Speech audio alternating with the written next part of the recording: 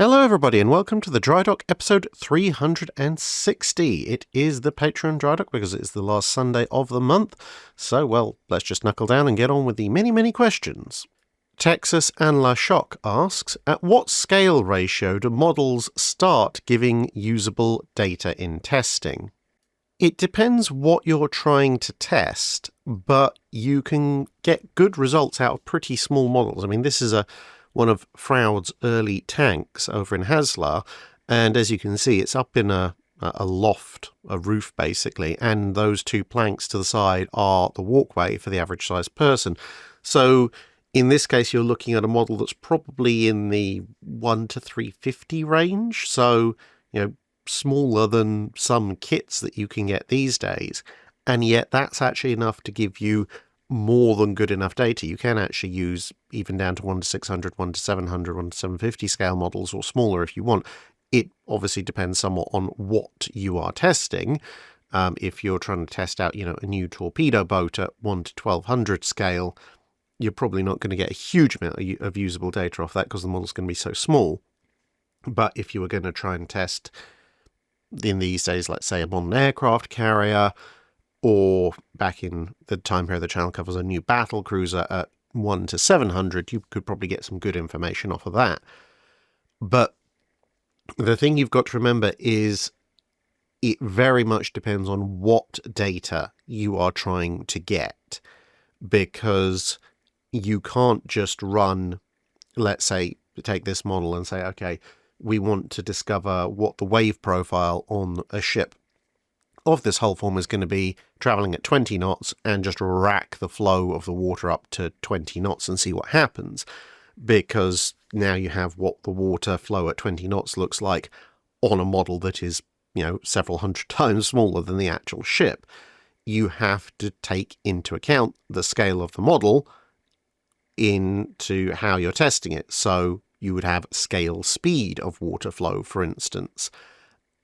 And exactly what scale you use depends very much on the specific metric that you're measuring for. So there are actually whole charts, if you look for Froude scaling laws or Froude scaling conversion tables, you'll see that for a given model size, you have your scaling factor, but then your scaling factor can be modified. So it might be your direct scaling factor for something like wave height and wave length.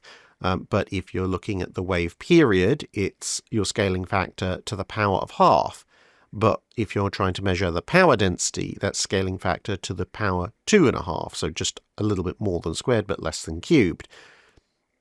And mass, for example, scaling factor cubed. Power is actually 3 to the 3.5, angular stiffness to the 4th power, etc., etc. So you'll get your baseline data from your scale model, but you have to have all these scaling factors for working out how that's actually going to work on a full-scale ship.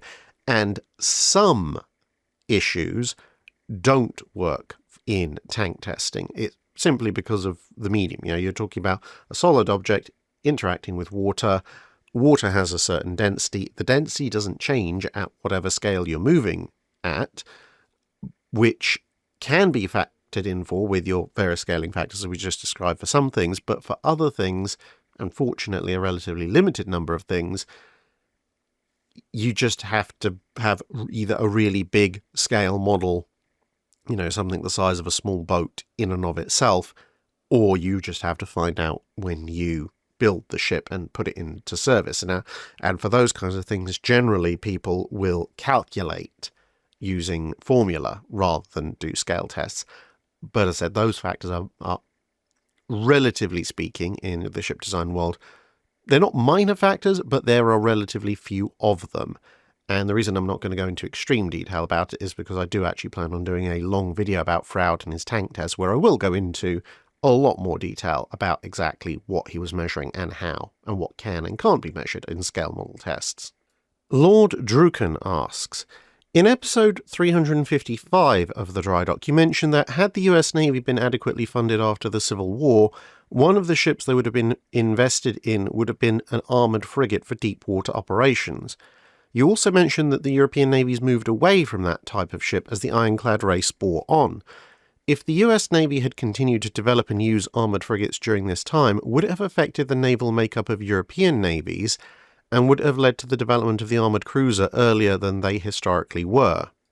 That's actually a really good question, and yeah, I think it definitely would have affected how the European navies developed their overseas fleet.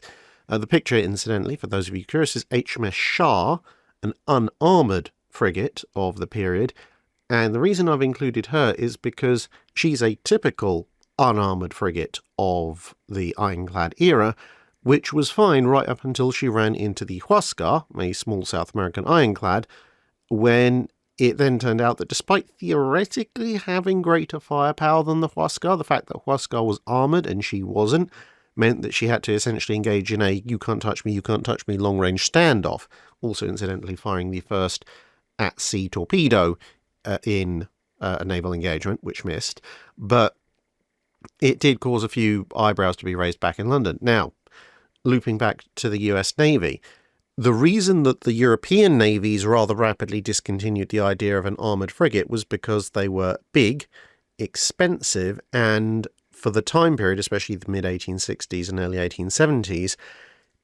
to develop an ironclad frigate with sufficient armour to repel the kind of guns that everybody was mounting on their big ironclads, which could theoretically be mounted on almost any ship, just in varying numbers, combined with the limitations of engine technology of the time, meant that if you actually built something that could be classically seen as a frigate, i.e. faster than a ship of the line, what you ended up with was something that was a little bit faster than your average ironclad that was designed for the battle line, but cost almost the same, if not more, because it had to have the same thickness of armour, because, as I said, the guns could be almost universally mounted at that point on any size of ship, and therefore you needed the same amount of armour to be practical. If you had half the armour, you might as well have none.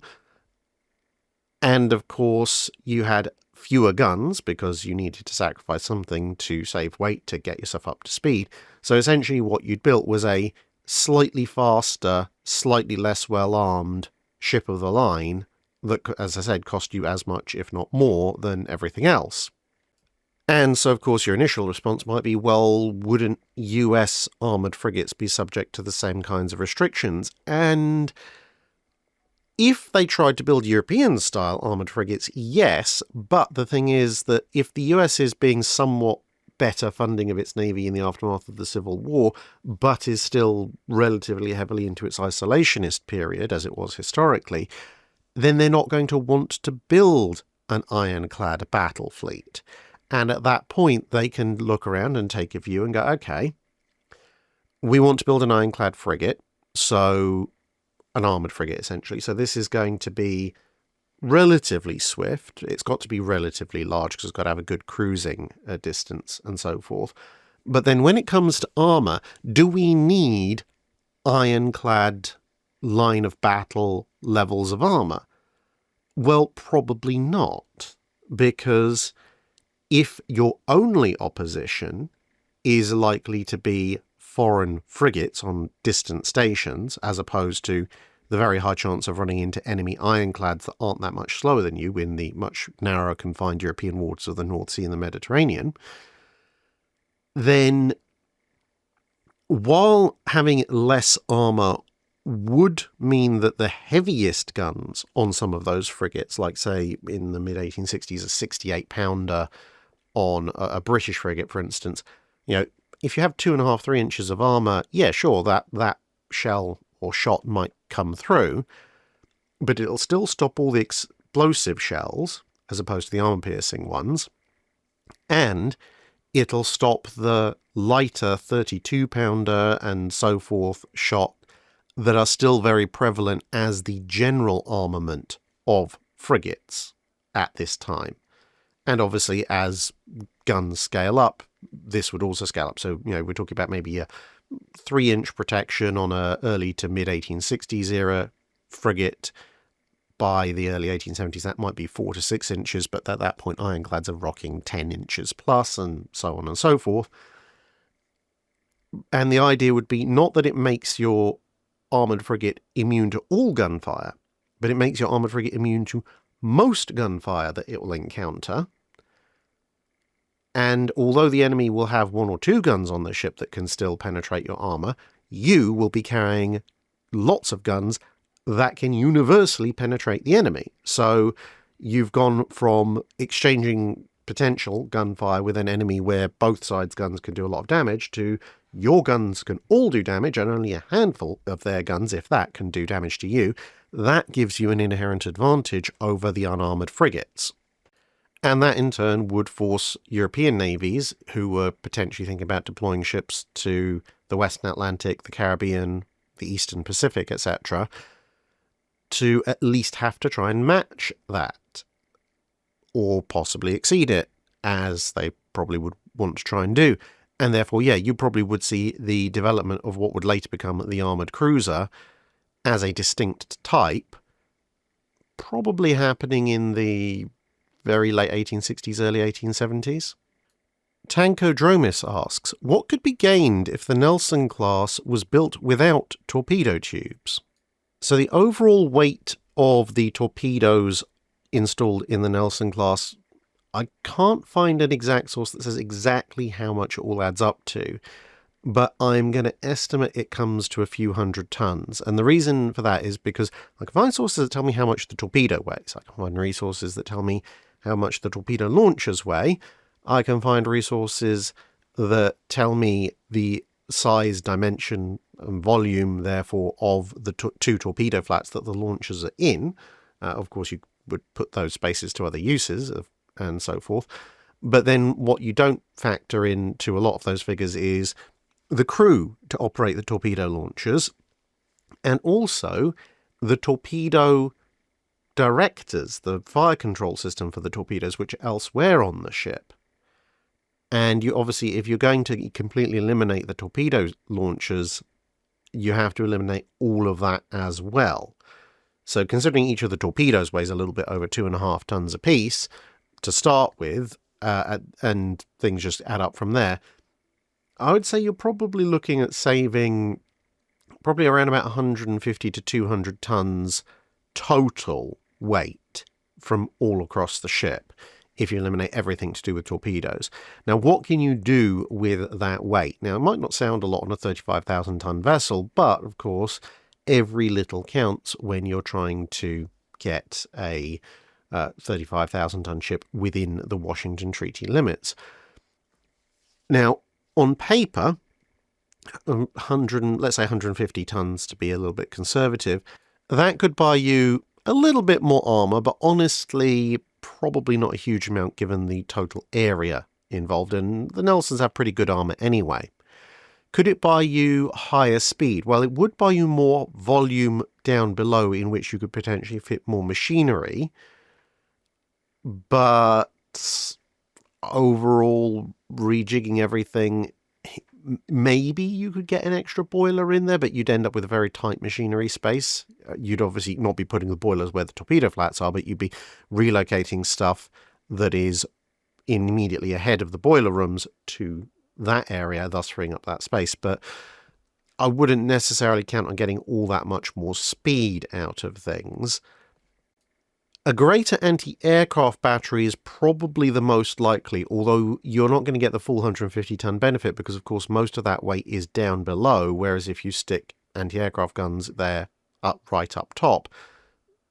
But you probably could get a few more anti-aircraft installations in.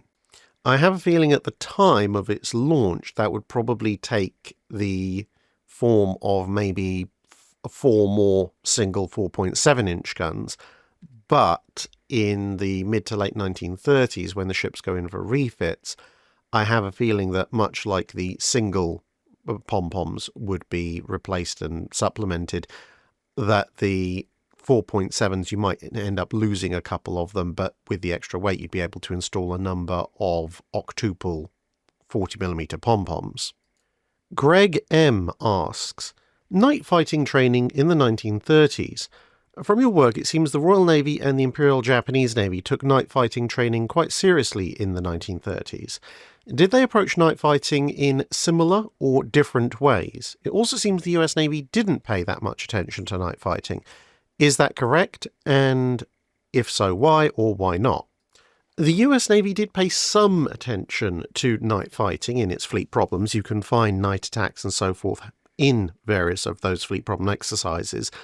The problem, from a World War II perspective at least, is that the US Navy essentially adopted a pre-World War I-early World War I Royal Navy style school of thinking when it came to night fighting as a result of that, which was essentially, we have the bigger fleet, because obviously they're thinking about Pacific War against Japan primarily, and in the event that we have a bigger fleet, well, a night fighting is a great leveller. It allows a smaller but well-trained force to potentially do a completely outsized amount of damage. Therefore, we don't want to fight at night.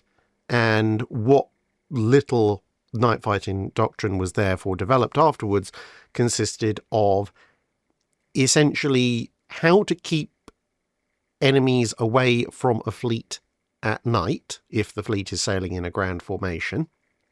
So essentially looking at destroyers and small cruisers, and a small amount of individual destroyer squadron night action training, which is why, for example, the Battle of Balikpapan, I think that's how it's pronounced, or whatever, early on in the Pacific War, though US force stackers don't do half bad in a night action.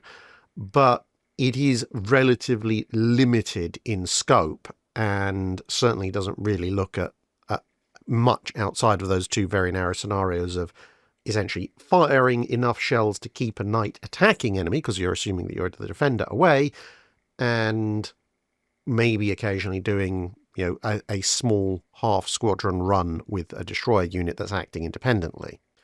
The Royal Navy and the Imperial Japanese Navy, however, they are approaching the idea of we want to fight at night quite seriously, but they are approaching it from very, very different perspectives, although some of the techniques they develop are similar, simply because, well, at the end of the day, fighting at night is fighting at night.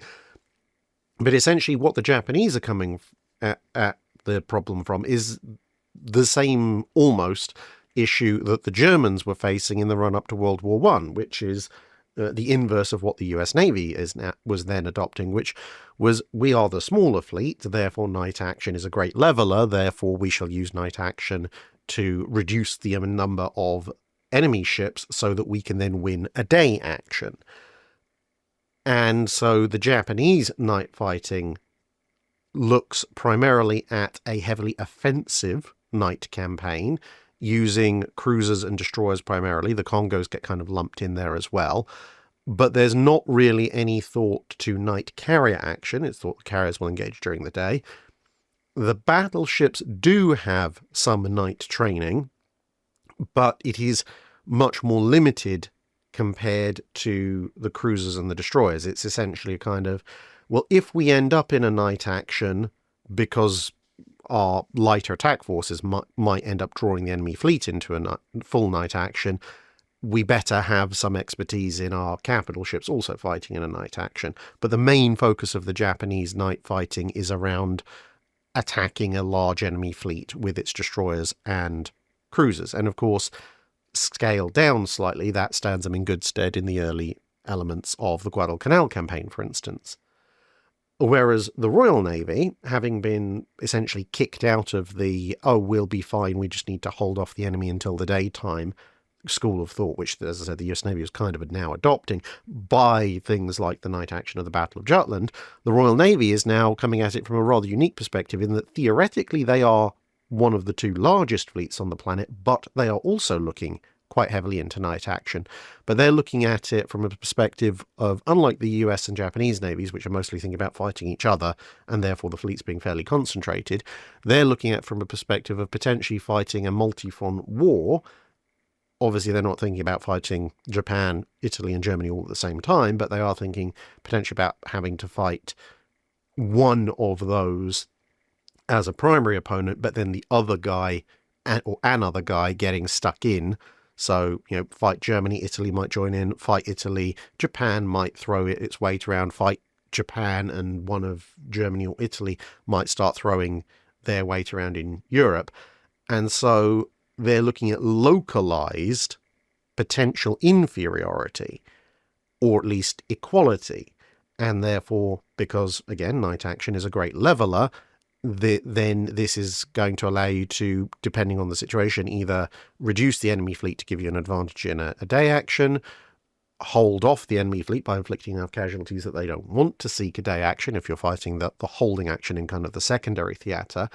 But also, the Royal Navy comes to the conclusion that, well, if we're going to be fighting the enemy at night with our smaller ships, cruisers, destroyers, etc., and we're looking at having either rough parity or the enemy being only slightly superior to start with, and theoretically the night action will reduce that superiority and make us either equal or superior, then if we can also fight with our full fleet at night and the enemy can't, or is in a much more limited capacity capable of fighting at night, i.e.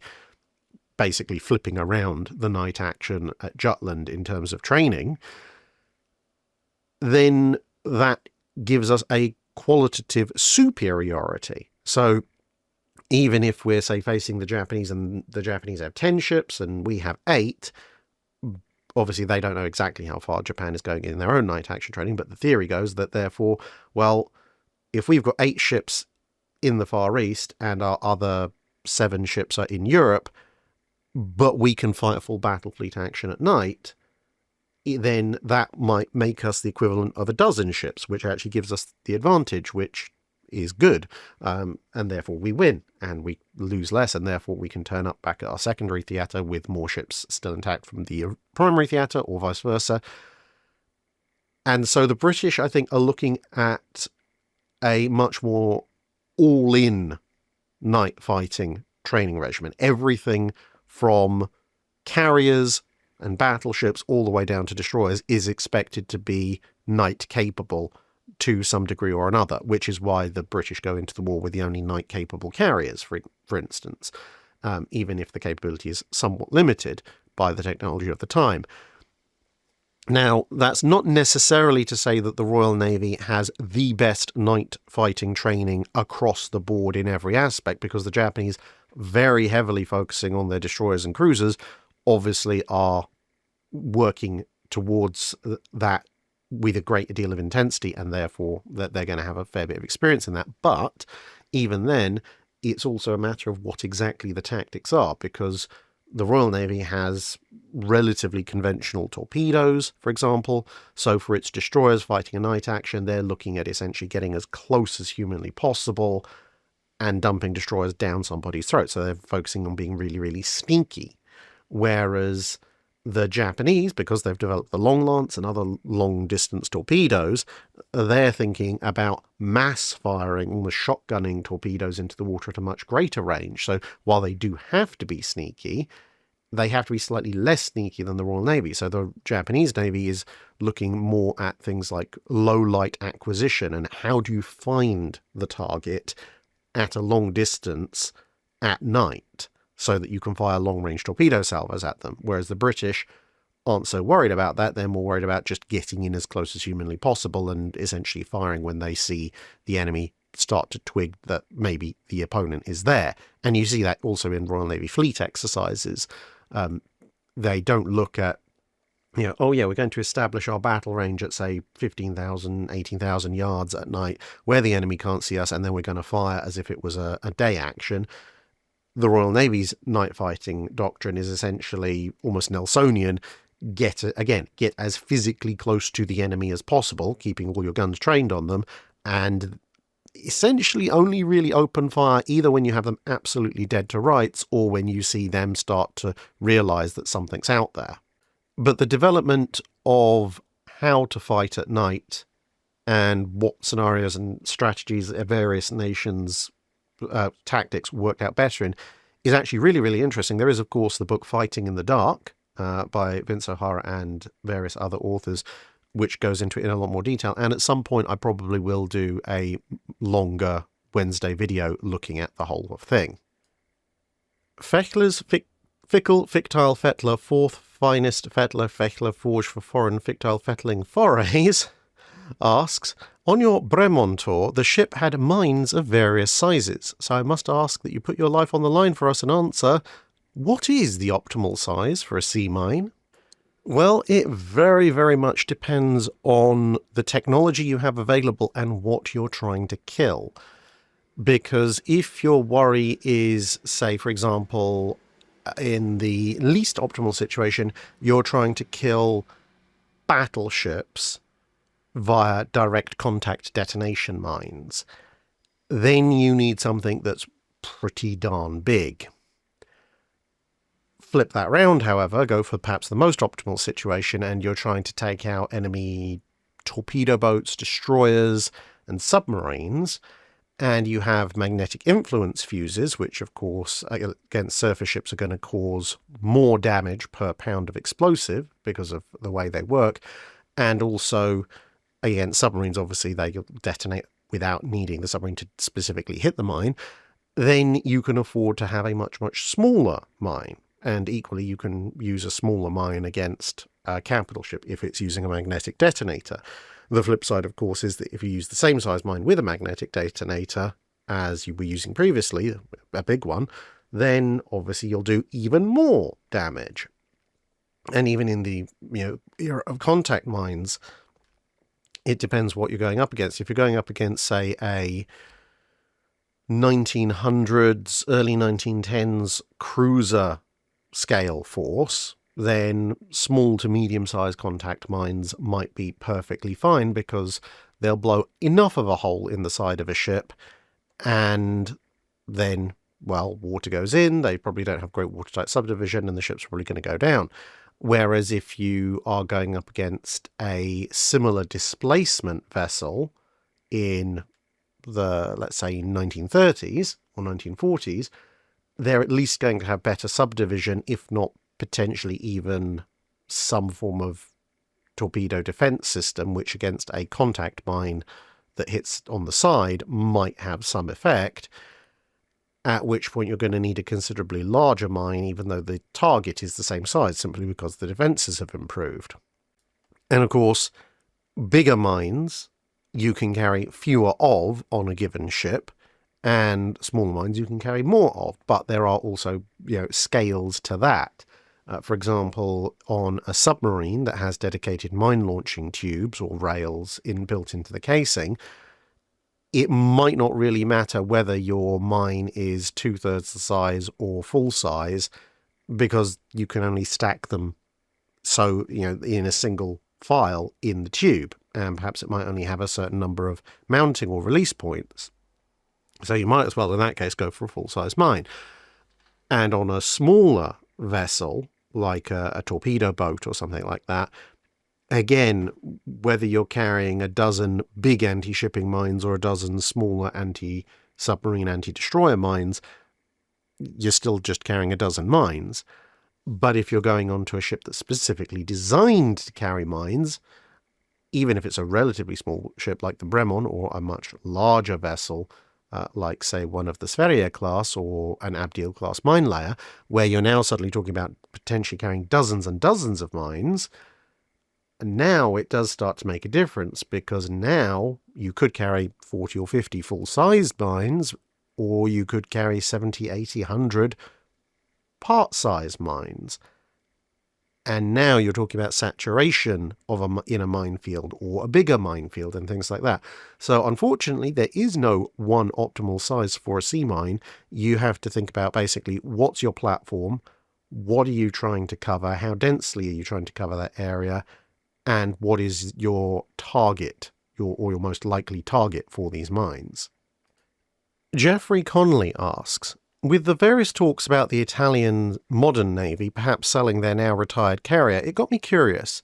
During the time period the channel covers, when a nation sells a warship, regardless of type, to another nation, what normally is done during the refit period to make that ship ready for its new owners? So given the context of the question, I take it we're talking about a navy selling a ship that it has had in its service, as opposed to a nation selling a ship from the keel up. So kind of an Almirante Littorio being resold to Chile example, rather than, say, the Minas Gerais being sold to Brazil. And in those cases, I mean, it depends to a degree on who you're selling it to. But some of the things you might do would be perhaps changing or supplementing all the instruction plates and so forth within the ship to ones in a different language. So, for example, Almirante Littorio going to Chile, you would have to either replace or supplement everything with stuff that's in Spanish, because the majority of the crew are going to speak Spanish and either not speak English at all or have it as a second language, which is not the greatest of things to be trying to figure out while you're under fire. Depending on how old the ship is, you might also refit or refresh its machinery. So if the ship is maybe 5-10 years old, you probably just give it a bit of a spruce up. If the ship is 20-25 years old, in terms of active service years on the clock, you're probably going to, as part of the deal, have to replace the machinery with new stuff, because the old stuff's going to be pretty worn out, and your customer's not going to be very happy if they take delivery of a ship and the first thing it does is break down. You might also end up changing out some of the weaponry, because you might be using, let's say, Imperial guns, so 6-inch guns, 15-inch guns, 14-inch guns, 4.7, whatever.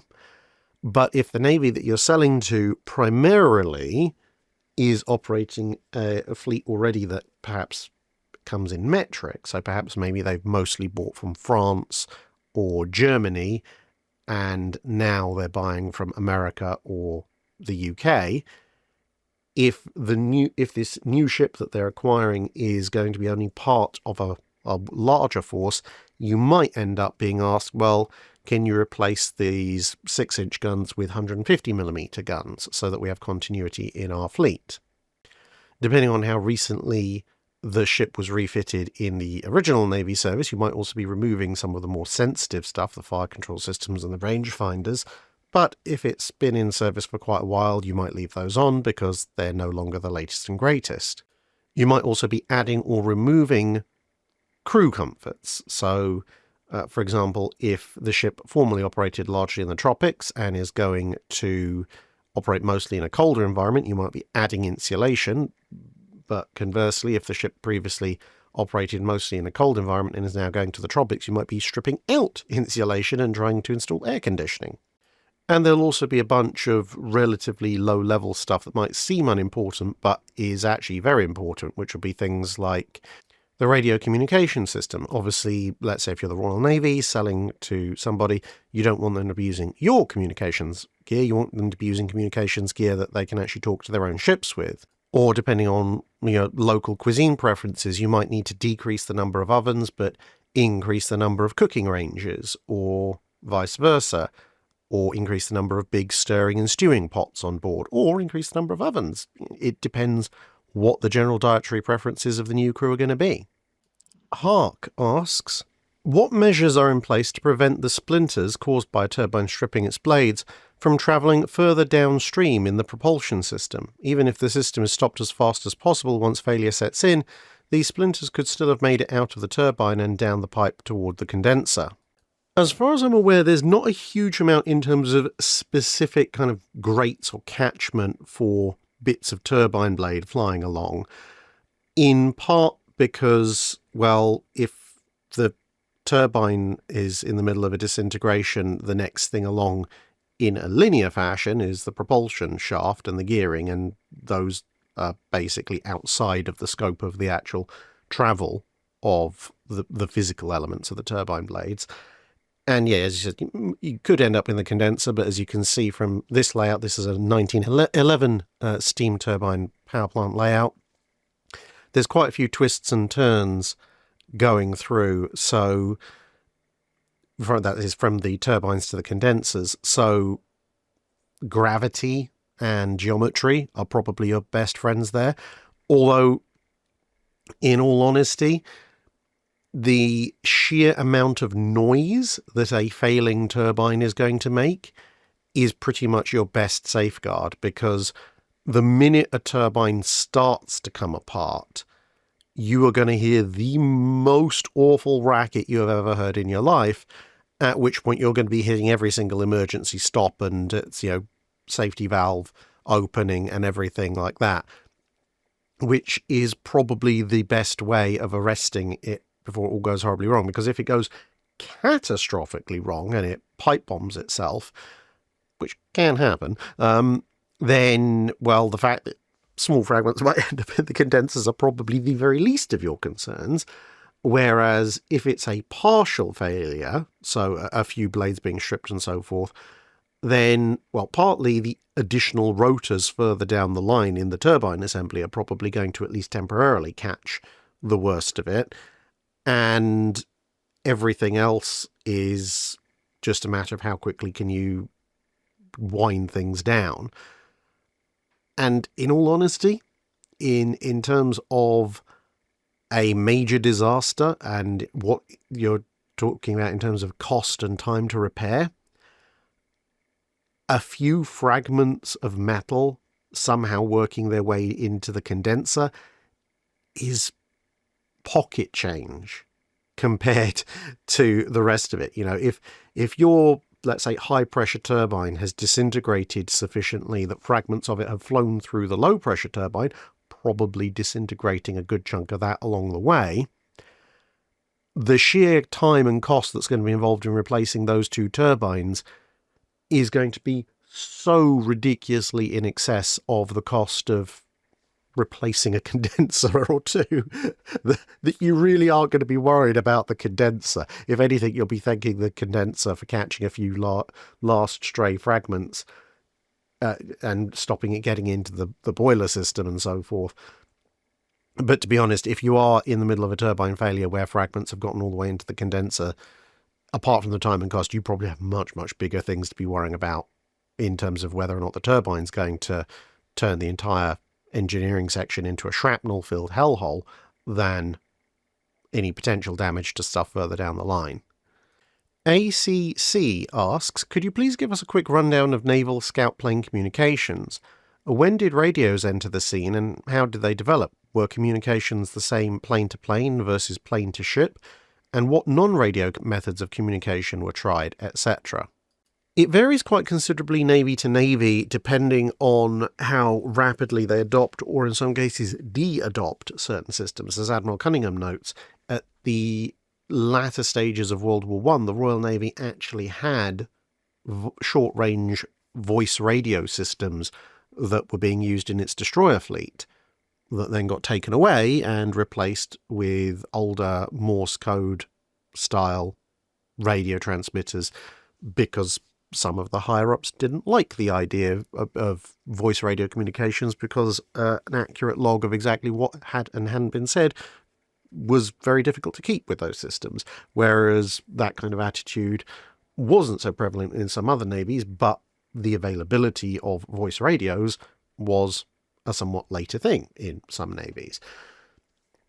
Now, going back to the very earliest period of scout aircraft, so we're talking about the beginning of World War I, the very earliest forms of communication were, believe it or not, at one point they did actually think about just having a loudhailer, the big good old megaphone cone, and having the aircraft buzz a ship and shout at the ship to tell it what was going on. But they very quickly discovered that outside of very specific ideal circumstances, this is completely unworkable.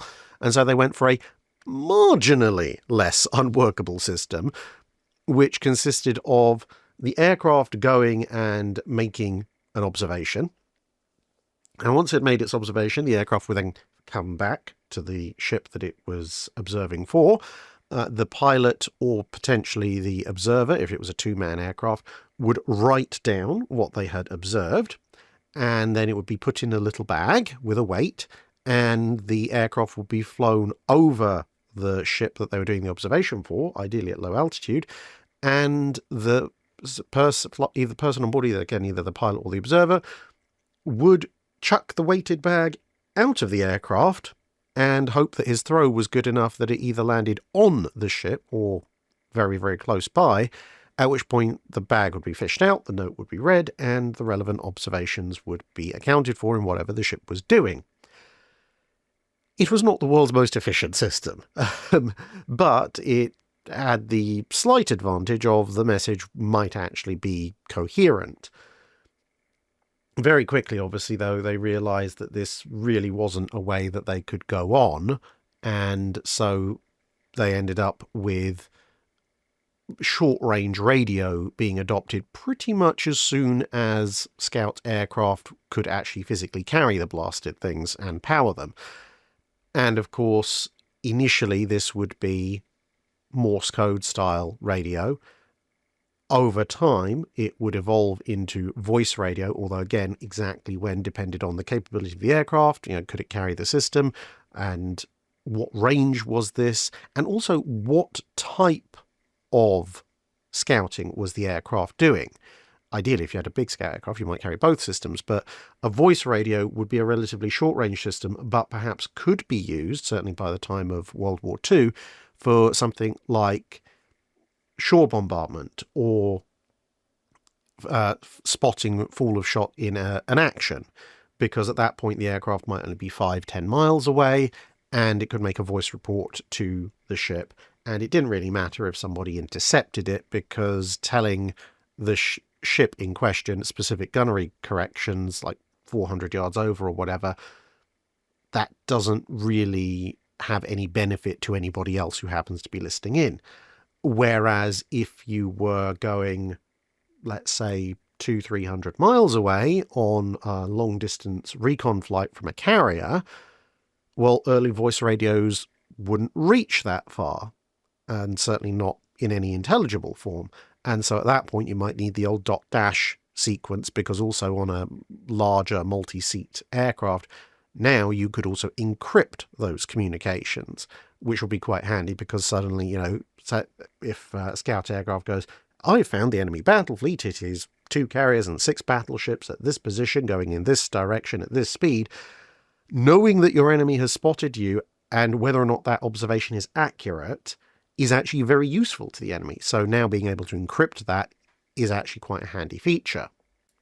So by the Second World War, if you were lucky and the plane was capable enough, you might have a mixture of voice and dot dash Morse code style transmitters for your scout aircraft. Aboard fighters and so forth, things might be slightly different. And of course, as the range and clarity of voice capable radio communications and the ability to somewhat encrypt those communications advanced, those were obviously preferable, because it was much quicker and easier to deliver more complex information using those than it was to tap everything out in Morse code. And in the intermediate time, while radio was developed, they did also try things other than weighted messages, things like little signal lamps or heliographs, things like that, but they all have various range limitations. The single biggest difference of plane-to-plane versus plane-to-ship communications was range, because the power and pickup capabilities of a plane-mounted radio are relatively limited compared to the power and pickup, i.e. aerial size capabilities of a radio mounted on a ship, for obvious reasons.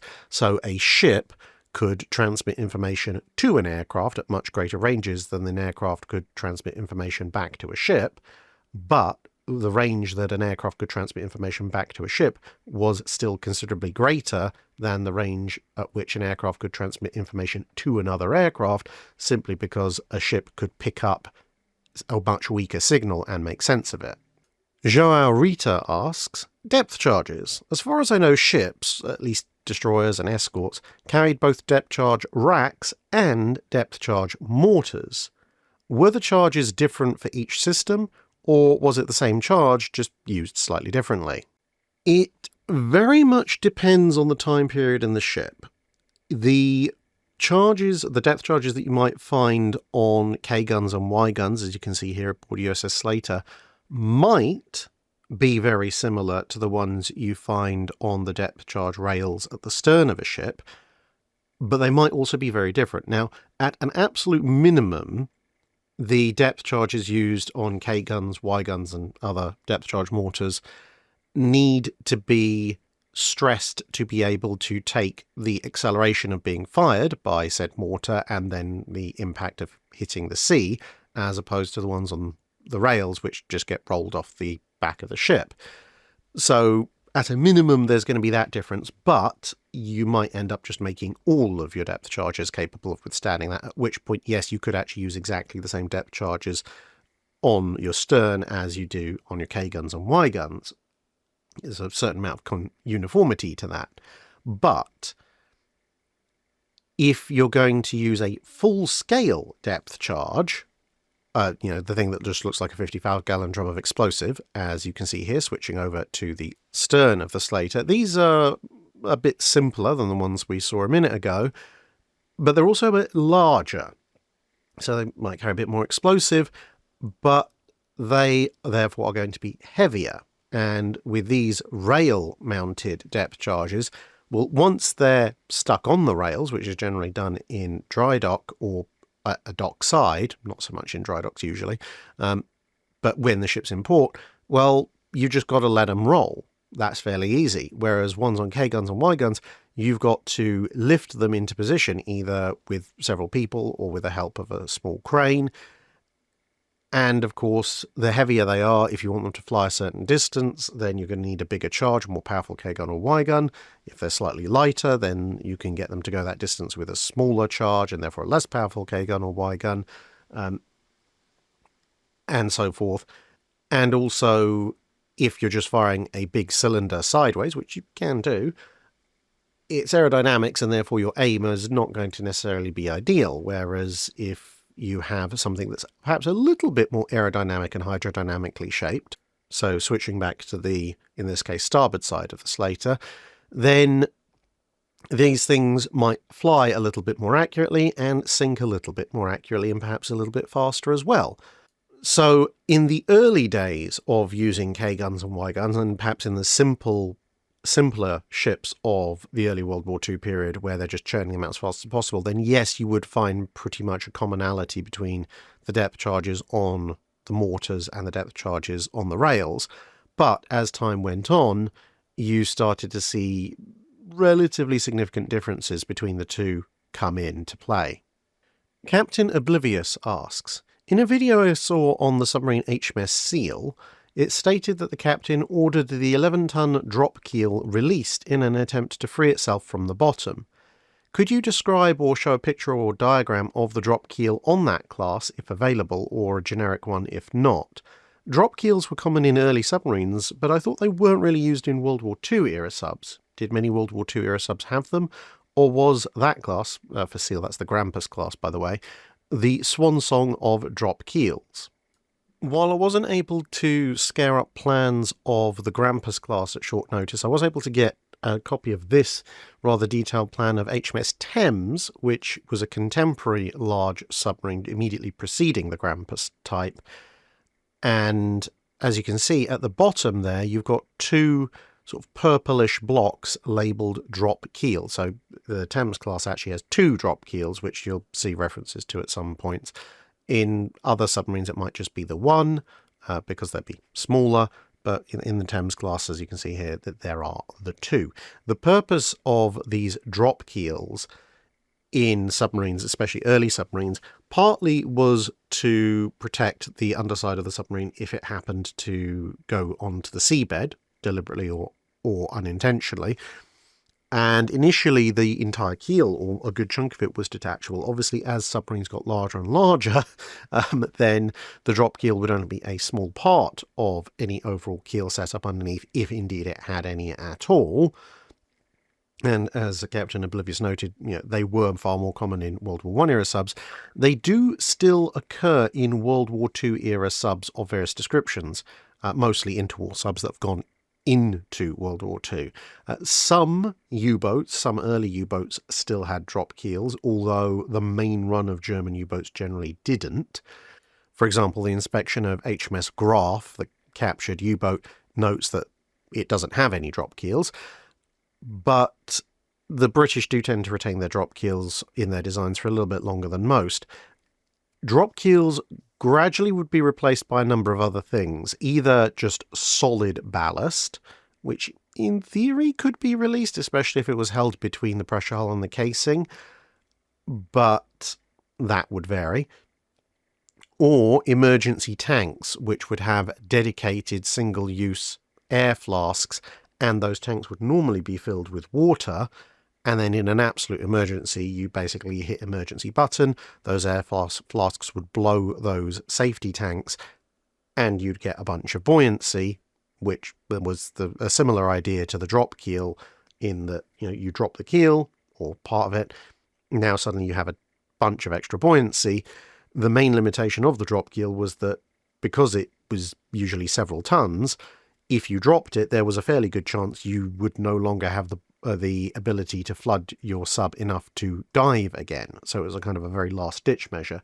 With the safety tanks, initially, that you might end up in early versions with a similar situation, but of course, being tanks, you could theoretically reflood them and potentially repressurize the tanks. Very early on, as I said, there'd be one-use tanks, so you wouldn't be able to do that.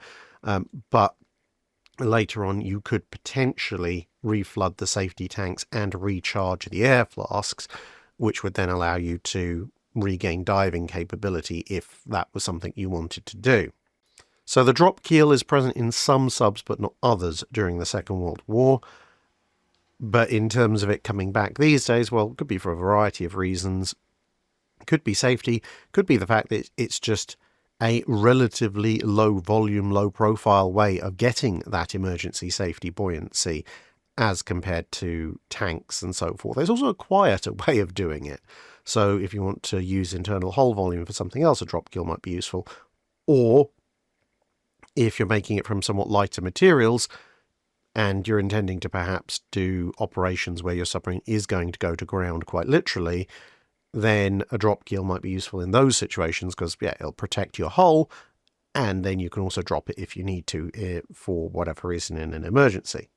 Silder and Machine Works asks, photographs and the World of Warships model of HMS Agincourt show a pipe or cable running above the main battery turrets, connecting them at the centre of rotation. What is the purpose of this connection, and why wasn't it run under the deck and up through the barbette where it would be protected from damage? I haven't seen a feature like this on any other ship. Was it something peculiar to one of the intended buyers? There's a lot of speculation as to what this might be. You can probably just about see it. This is one of the clearer photos that shows it, but this photo is supposed to be from 1915, and various ideas have been put forward, including some kind of communication system to the turrets for the fire control system, a voice tube system, and various other things. I don't think it's any of those, partly because the ship already has armoured communications tubes for each of its turrets that run down to below the armour deck. So if they're running information from a fire control system, they'd run them through those. They're more than big enough. There's no reason to put them out on deck like this. Far too vulnerable. Voice tubes, flexible voice tube system running across... No. That's not really going to be a thing. And the other thing is that when you look through the various photos of Agincourt from her launch through her career, up until 1915, 1916, she does occasionally have these things in place, but not always. Sometimes they're not there at all. Other times they're partially there. And when they are there, they're not always set up in exactly the same way. So this is probably one of the more complete setups. But sometimes, for example, the cabling runs from the superfiring aft turret to the stern, rather than from the aft superstructure to the aft superfiring turret, and then over onto the final turret. And likewise, sometimes the cabling runs from the forward superstructure over the superfiring forward turret to the foremost turret, which you can see here, and sometimes it runs from the two forward turrets to the bow, but not to the superstructure. And similarly, you can see amidships at the moment, this, whatever it is running from, roughly speaking, the funnel, well, the forward funnel, then is linked in on one of the two amidships turrets, then up onto that big king post crane or derrick, and then onto the next turret, but then not onto the aft superstructure, but sometimes it is onto the aft superstructure. And sometimes, as I said, it's not there at all. And somewhere around 1916, it just goes away completely, and after that you have cabling that runs just from the stem of the ship up to the foremast and then back and down to the stern, which is more normal. So it can't be anything to do with communication, either for data or voice tubing, because, well, one, it would be insanely vulnerable, and two, it's not consistent even in the time period that it is there. Now, the two suggestions that I've seen that are perhaps, I think, a bit more likely are either they are centre rigging for awnings that obviously you'd put up for the ship's crew when the sun is too hot, and they're just kind of left in place while the ship is at sea because, well, with 7 turrets and a whole bunch of superstructure to attach them to, it'll be a right pain to take it all down and put it back up and take it all down and put it back up again.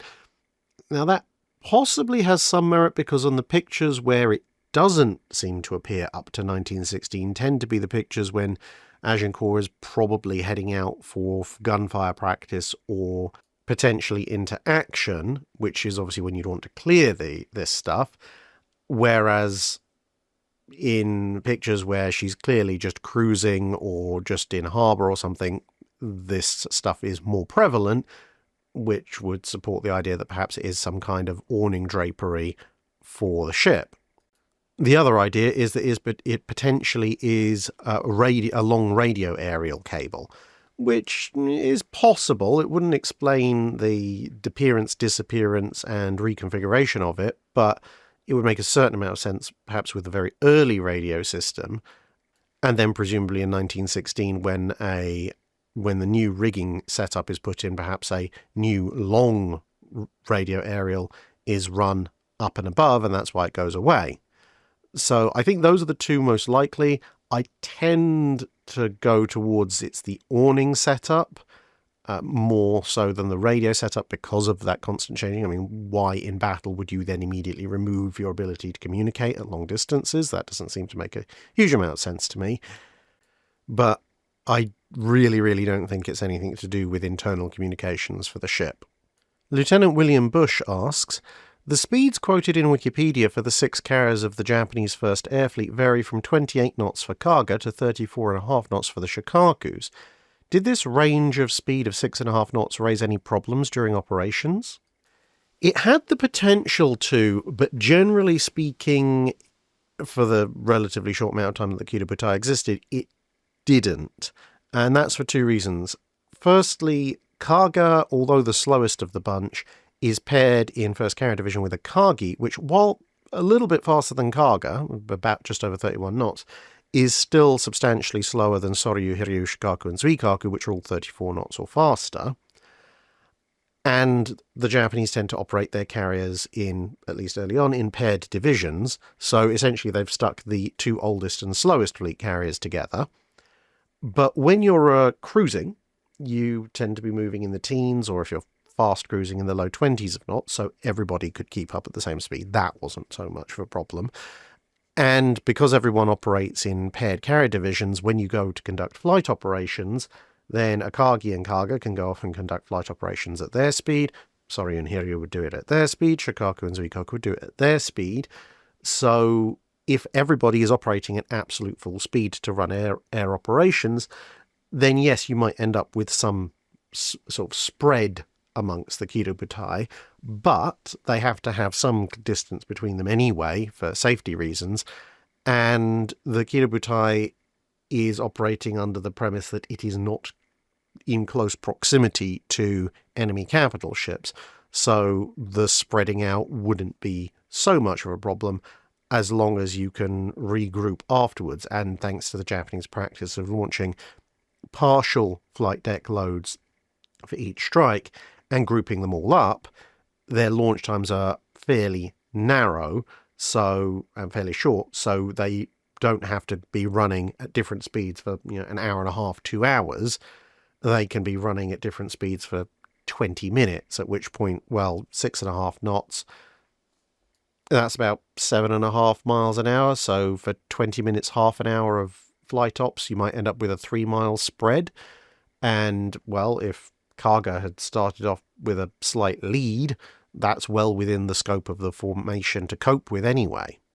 And that's assuming that everybody is running an absolute maximum speed for fly tops. Now, obviously, that is ideal. It gives you the shortest takeoff run, the most efficiency, etc. But if you've got a decent breeze over the deck, you might, if you wanted to keep the formation a bit closer, perhaps choose to run everybody at 30 knots, or in Kaga's case, as close to as it could get, to minimise the spread out of your ships. Because, yeah, the Shokakus might be capable of 34.5 knots, but if there's, I don't know, a 30-knot breeze going directly over your flight deck, then you can probably get everybody to take off while cruising at 30 knots, and it's not really going to make all that much difference.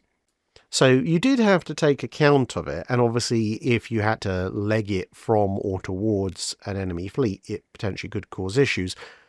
But generally speaking, it didn't cause as many issues as you might imagine, and for the time that Kaga and the Kido Butai was in existence, it doesn't seem to have caused too many operational issues. I mean, apart from anything else, as was similar with the US fast battleships operating with the carriers, there are plenty of other ships that are going to struggle to keep up with a Shokaku or Hiryu Soryu at full speed anyway. So if you're taking those into account, Kaga is more than fast enough to keep up, given that otherwise you might outrun something like Nagato or even Yamato.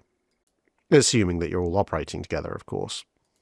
Randy Topeka asks, at Denmark Strait, Bismarck took a hit from Prince of Wales to an electrical machinery room. The deck plans put this shell directly below a 15-centimetre propellant magazine. If this shell had detonated, could it have set off that magazine? And if the shell had hit a little higher, could it have penetrated that magazine? And if the 15-centimetre magazine goes off either way, what happens then? Essentially, how close did Bismarck come to suffering the magic bullet death that Hood did? Well, according to the information that I can find, the shell did detonate. It caused various cracks, issues in some of the fuel tanks. It also caused leaks that caused the shutdown of some of the boilers and would continue to cause further shutdown of other boilers as the leaks got through cracks in the bulkhead. So it definitely did a fair old job of things.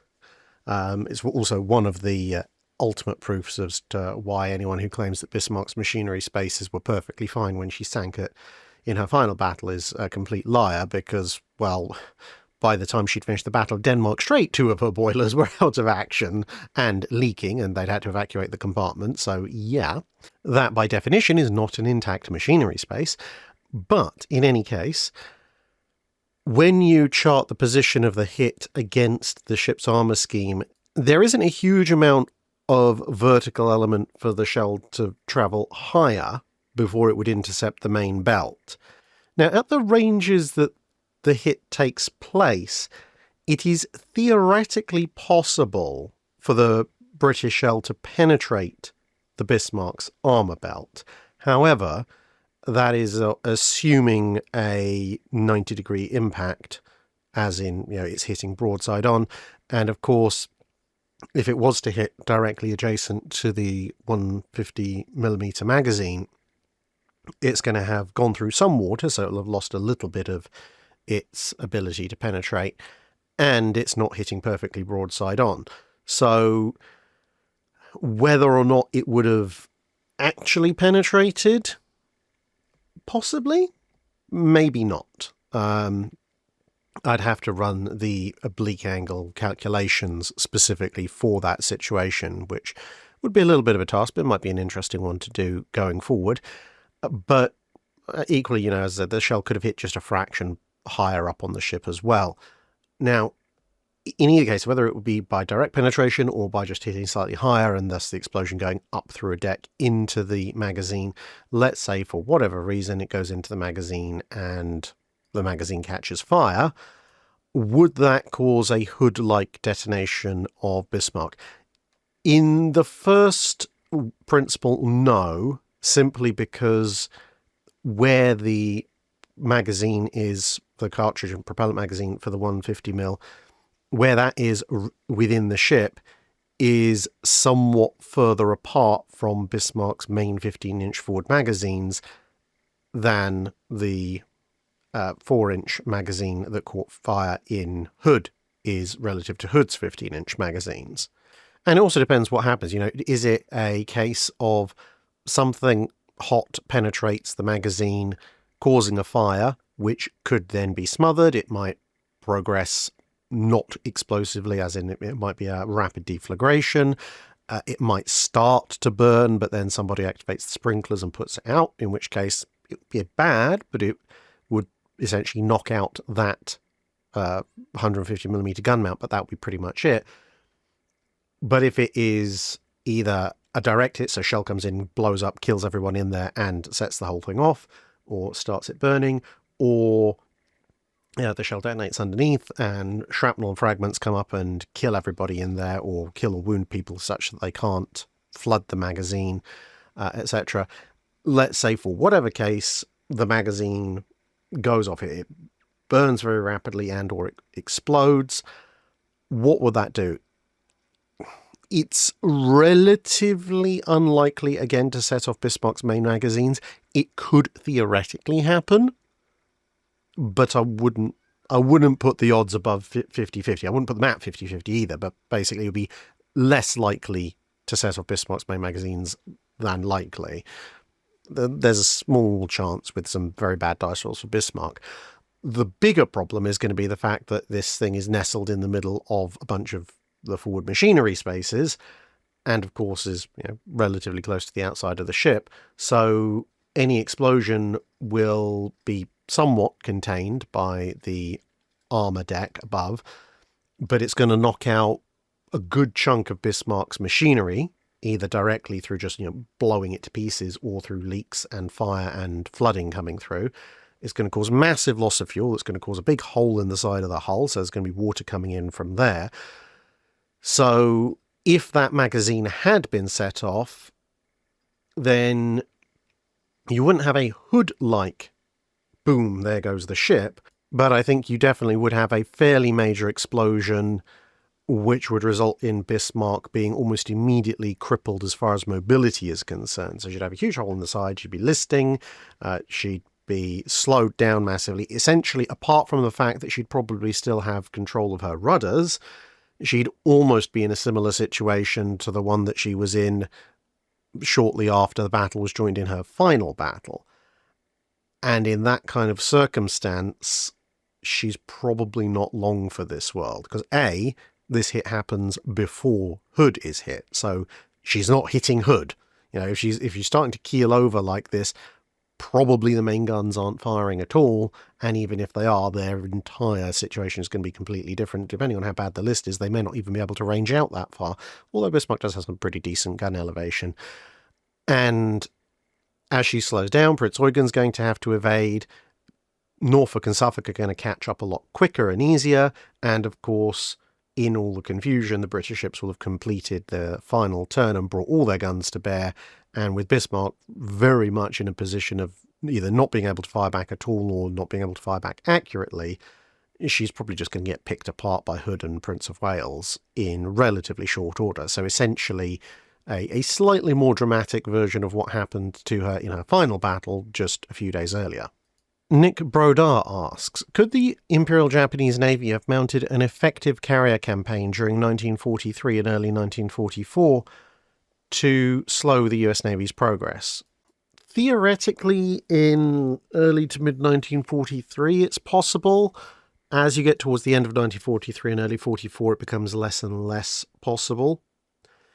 Now, that would require a few changes. Firstly, the Japanese would have to concentrate almost entirely on rebuilding their carriers' air groups and, well, patching up Shikaku and so forth as well.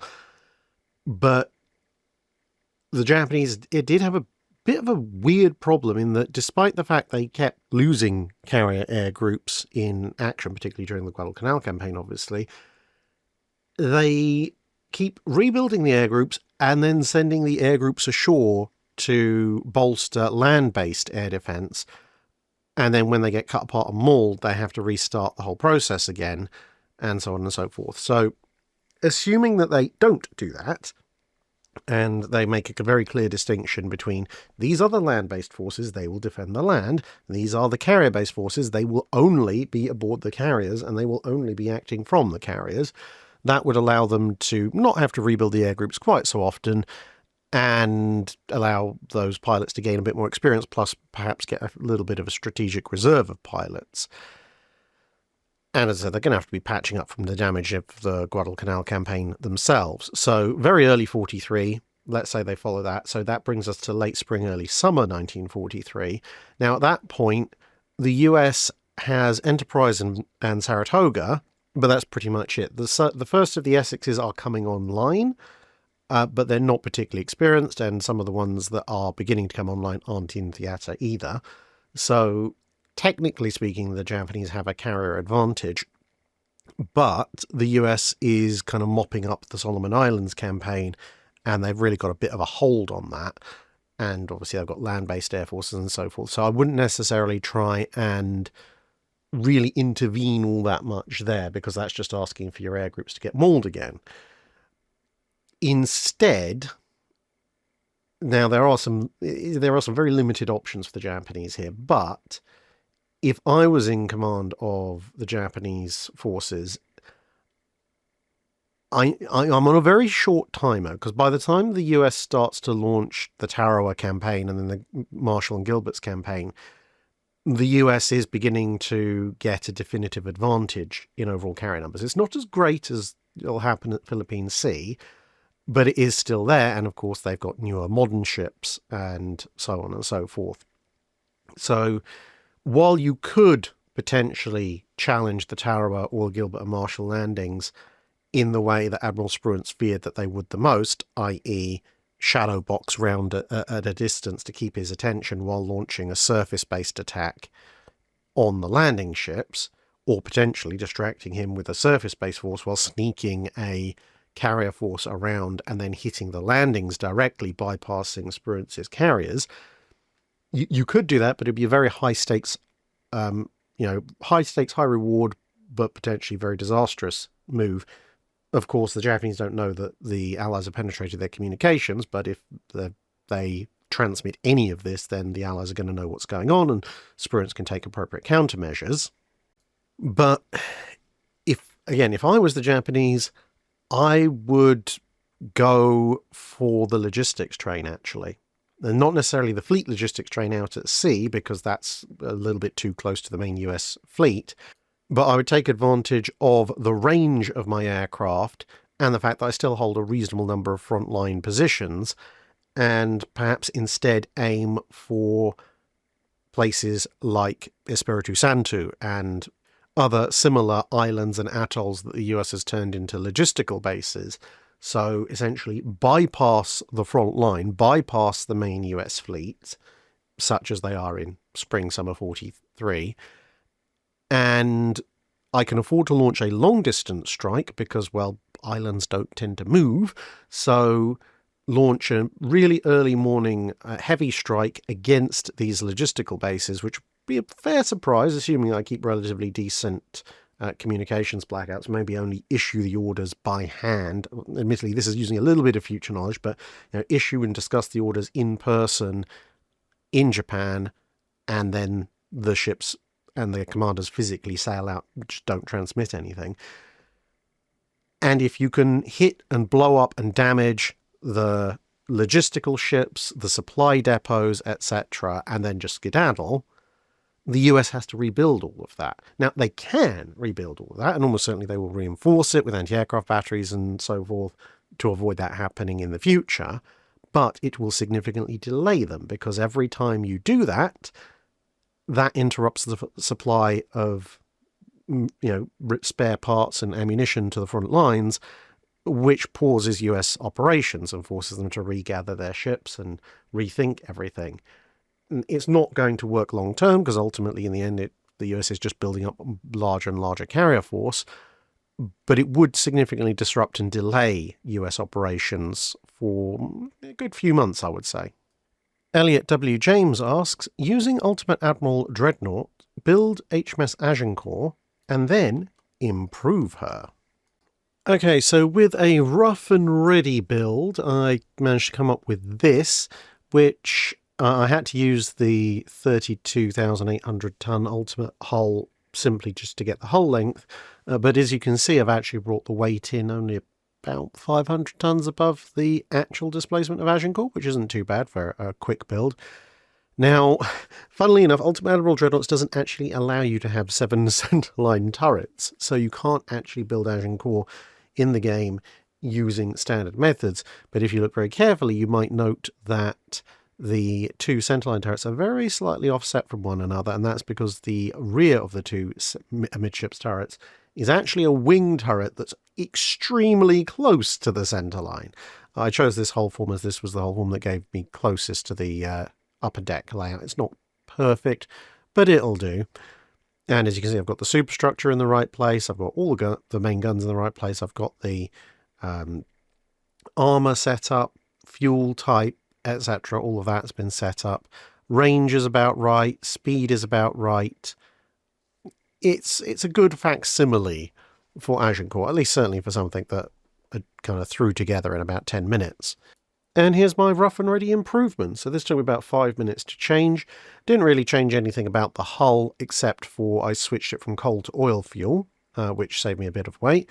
But as you can see, what I've done here is I've eliminated all those twin turrets, and I've instead replaced them with triple turrets. And Vickers did have a triple 12-inch turret design at this point, so it was entirely possible that this could have been ordered. And as you can see, I've put a pair of super-firing triples fore and aft, and so, you know, the superstructure has had to move backwards a little bit at the forward section, because obviously 2 triples is bigger than 2 twins. But aft, where you used to have 3 twins, there's now 2 triples, which has saved a bit of space. And amidships, instead of having 2 twins, I've just got a single triple sitting happily there, which actually massively improved my fire arcs. And as you can see, between the switch to oil firing and the reduction in number of turrets, I've actually reduced my overall displacement quite a bit. And, believe it or not, I've increased the number of guns. I now have 15 guns as opposed to 14. And as you can see, on the left-hand side, I've opened up the armour, and I've actually managed to increase the deck armour, main deck armour, by about 1.5 inches, and I've upped the belt armour by 4 inches, so I now actually have a relatively decent citadel protection. So yeah, that is my quick, rough and ready, relatively period-accurate change to Agincourt to make her a far superior vessel. Paul from Chicago asks, who is the greatest First Lord of the Admiralty and why is it George Anson? Anson definitely has a good shot at being considered the best First Lord of the Admiralty. And for reference, for those of you who might not know, First Lord of the Admiralty was a political appointment, essentially being, I guess the US version would be Secretary of the Navy, back when the UK had a separate First Lord of the Admiralty and then a head of the army, and then in the first half of the 20th century also a head of the Air Force. And after, I think, somewhere in the 60s, it was all changed to just be the Secretary of Defense. And I guess, well, the US actually has a Secretary of Defense, so that's not necessarily an entirely perfect analogy. So basically, for those countries that nowadays have a Secretary of Defense, imagine instead of having a Secretary of Defense, that position was kind of jointly owned by 3 separate office holders representing, in the early 20th century, Army, Navy and Air Force, and before the 20th century, Army and Navy. And of course, in Britain, the First Lord of the Admiralty was the senior of the 2, because that was by far the most important service. Anyway, so civilian head of the service and a political appointee, as opposed to the First Sea Lord, who is the senior most naval officer, unless there's a Lord High Admiral of the fleet. And Anson oversaw a whole variety of things. He basically formalised the rating system, so first rate, second rate, third rate, that we're all fairly familiar with, hopefully. He tried to make the Navy somewhat less corrupt, reformed tactics and so forth. So he definitely has a good shot at being the best First Lord of the Admiralty, especially because he actually got 2 shots at it. Because being political appointee, it meant that as the government changed, he was then dismissed, but then as the government changed again, he was brought back. But there are a number of other First Lords who potentially you could make an argument for them being as good as Anson, and therefore in the running. I mean, Lord Sandwich has a varied reputation, but at times when he's kind of an epitome of when he was good, he was very, very good, and when he was bad, he was horrid. Admiral Hawke actually would succeed shortly to the office shortly after Anson, and he did a relatively decent job, albeit a short one. And then as you fast forward to the Napoleonic Wars, you have a period where the First Lords are all very recognisable to students of naval history because they're essentially all fighting admirals like Jervis and Keppel and so forth. And essentially as they age out and are too old really to go to sea anymore, they swing into the political sphere and become First Lords of the Admiralty. So essentially have a naval officer as First Sea Lord and a naval officer as First Lord, just wearing a civilian disguise. And you can make various arguments for some of the First Lords in the 1860s and the early 1900s and so forth as well. Anson probably has the widest range of achievements, but also, the Navy isn't entirely uncorrupt. It's not world dominating when he leaves office, but he has set things in motion, whereas under some of the other First Lords, corruption is much more extensively stamped out thanks to the start that Anson has made, and the Navy goes on to some greater levels of success as well. So I think you could make an argument for probably 3 or 4 different First Lords, and although Anson's up there, I wouldn't say he's clearly and well and away superior to anyone else. DM Phoenix asks, in your video on USS Samuel B. Roberts, it was stated that the ship greatly exceeded her design speed by increasing the steam pressure well past the design limit, thus gaining a boost of several knots. Could you elaborate on this overdrive mode? And can any steam-powered warship repeat this feat in a critical situation? And beside the obvious risk of a steam explosion, what other negative trade-offs would such an act entail? So there's 2 broad factors into why Samuel B. Roberts was able to get up to such a ridiculous speed compared to her design speed. She was able to do a little bit more than 4 knots above her design speed. Firstly, it comes down to the hull design.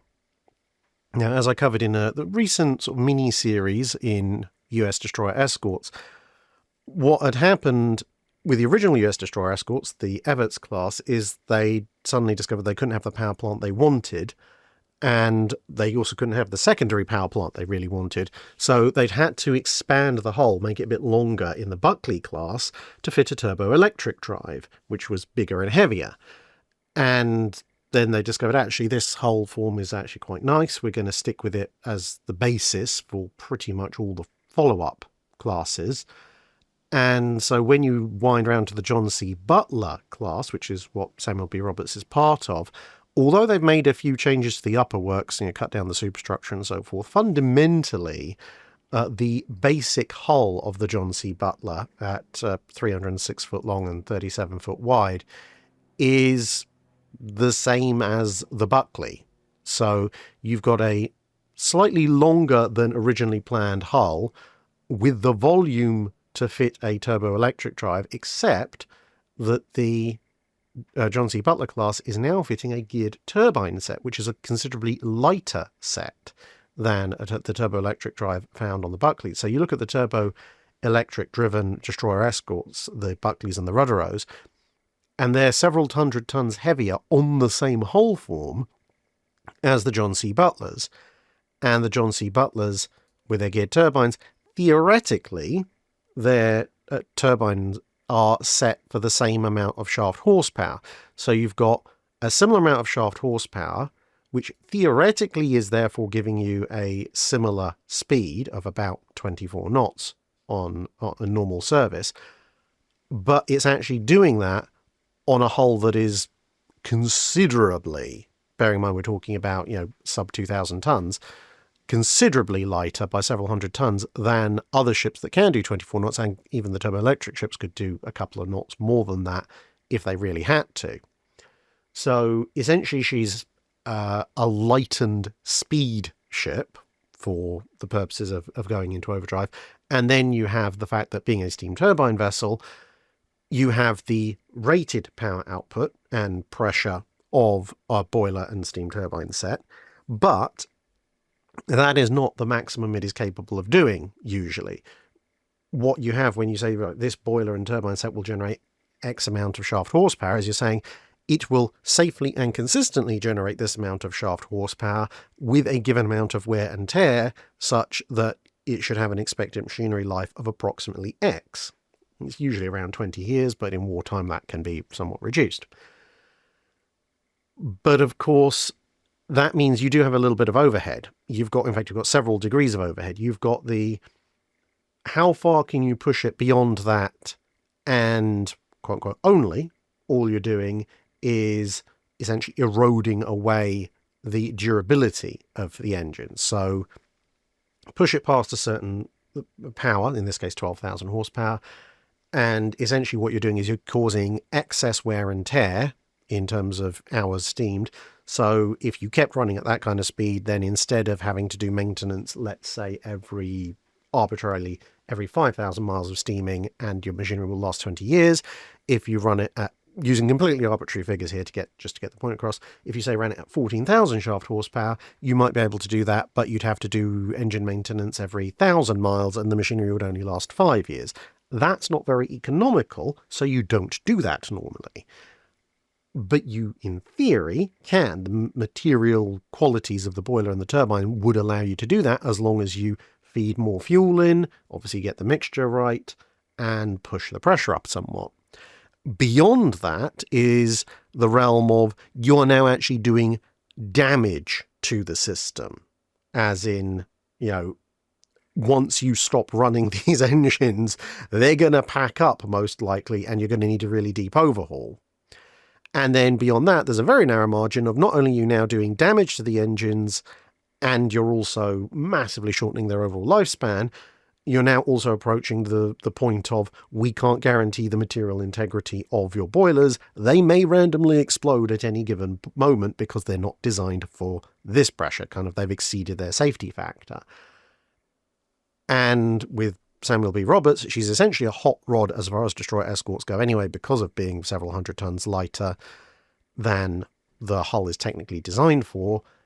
And she has this additional capability that pretty much all steam turbine ships have to some degree or another. And she essentially pushes things to the stops, because much like with the Johnston, the captain of the Samuel B. Roberts pretty much recognizes there is very, very little chance of his ship coming out of this intact. And even if it does, the best way for it to come out of this intact is to move as fast as humanly possible. Because honestly, even if steaming at the absolute max output, that's not going to result in the engines just exploding immediately, even if you just do that for a few hours and then you've cooked the power plant completely, if that few hours is the few hours that you're in battle and the extra speed you get allows you to survive, or at least do considerably more damage than you would otherwise, that's worth it. Because even if you did survive, and even if your engine was completely shot afterwards, no one's going to care. They will quite happily tow you home and either fix the ship or give you a new one. So at that point, the risk-reward factor of completely redlining your engines is absolutely worth it. Now, obviously, as it turned out, it didn't save the Samuel B. Roberts, but it potentially did save quite a few other ships. Michael Gilson asks, in your video on the Zuiho, you said that when the light carrier conversions were coming online, there weren't enough aircraft or aircrew for them. Did the Imperial Japanese Navy departments in charge of aircraft production and crew training not know they were going to need and equip and staff the conversions, or did they underestimate operational losses in planes and crews intended for the conversions, or possibly they had to be diverted to other uses? I'm guessing the latter, but since Imperial Japan is almost the poster child for right hand not knowing what the left hand is doing, I can't necessarily rule out the former either.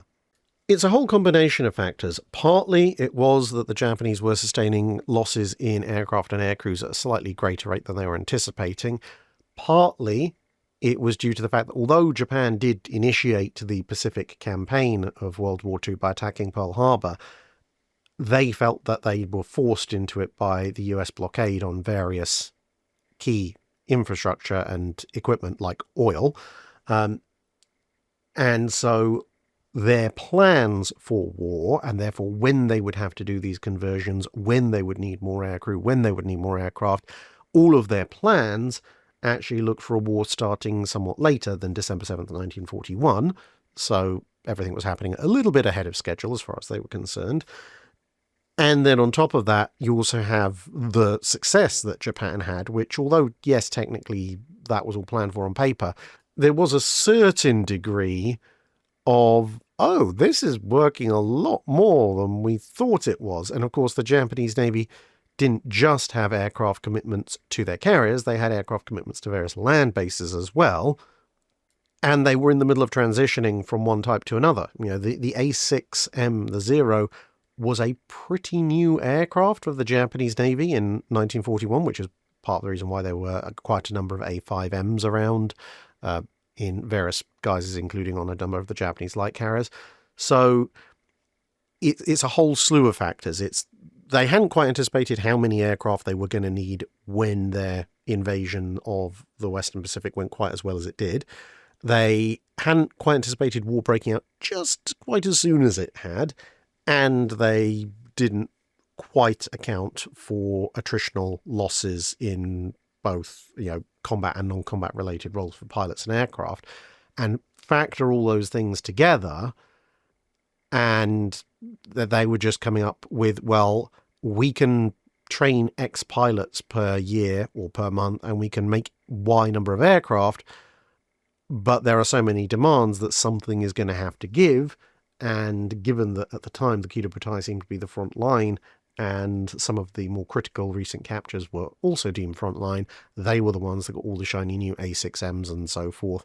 And the light carriers, which was seen as kind of almost a secondary role at that point, were stuck with less aircraft than they could theoretically carry, and often less capable aircraft like A5Ms and so forth, because they thought, well, partly that's all we can give them at the time, and partly hopefully they won't be hitting frontline duty just yet. Turns out that wasn't quite the correct estimate, but there you go. Gallius of Martinengo asks, how different were the night fighting technologies and tactics of the Royal Navy and Kriegsmarine at the time of the Battle of Jutland? If Admiral Scheer felt confident and decided to engage again before turning south from Horn's Reef, what were the odds of inflicting heavier damage without risking annihilation? So this is partly related to the question earlier in this Drydock, but essentially the British had a small degree of night training, but most of their night action training consisted of how not to fight a night action. Basically, turtle up, fend off any attacks, and wait for daylight, because then you can exploit your superior numbers in daylight. The Germans, on the other hand, had far more widely trained for night action. So some of the examples that are typically given in most sources are that British searchlights, for example, they knew how to use them for a night action, but it tended to be, we switch on the searchlight, we sweep it around looking for an enemy target, and when we find them, we lock them in the searchlight beam and we fire at them. Of course, all the time you're doing that, your searchlights are telling the enemy, hey, there's an enemy ship over there, maybe you should shoot at it. Whereas the German searchlights were much better equipped with rapid action shutters, so they could go, okay, switch searchlights on. Do we see anything? No, right. The searchlight might stay on, but I close the shutter, so we're not an obvious target. Okay, where's another potential target? Searchlight on, is that a target? No. Search again. Is that another target switch? Ah, yes, it is. Right, now we can keep the searchlight on.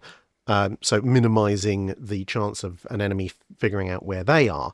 And of course, the minute you've engaged the target and started hitting it, you can theoretically switch it off, because the enemy should now be on fire and you don't need to point out where you are again. The Germans also made much more extensive use of star shells, which have the advantage of just burning away merrily over your target, so highlighting them and not highlighting you. You can hide away in the darkness. They also had a much more sophisticated way of recognizing each other at night. The British basically planned on using flashed signals, using signal lamps, which are great, except that one, in times of darkness, you might not be able to read the signal correctly. Two, by flashing that signal, you are identifying that you are there, literally right there and then, which could be a bit of a problem, because if you are signaling an enemy ship, well, now they know where you are, and they can just shoot you. it kind of relies on you, the other guy being friendly, or you being really quick on the jump if they aren't friendly, which if you haven't had as extensive night training, you're not going to be. And also it means that if you have a set recognition signal, well, if you flash that at the enemy, and then they know what the recognition signal is, which means that they can then go on and pretend to be you if they run into other British ships, which can cause confusion and delay, which obviously gives the Germans an advantage. So that's all the plus factors that the Germans have when it comes to night fighting. As I mentioned before, the British cruisers and destroyers have a degree of night fighting training, primarily aimed around fending off enemy attacks, but it's not a huge amount. So you see the British destroyers and cruisers, they do actually engage and destroy a number of German ships, including famously the Pommern, during the night action. But given the number of torpedo launches that they make and so forth, if they'd had slightly better training for night action, they could have done a lot more damage. Now, in terms of sheer deciding to engage at night, what are his odds? They're not very good, unfortunately, because although he does have all these advantages we've just outlined, he also has a number of significant disadvantages for the Jutland night action.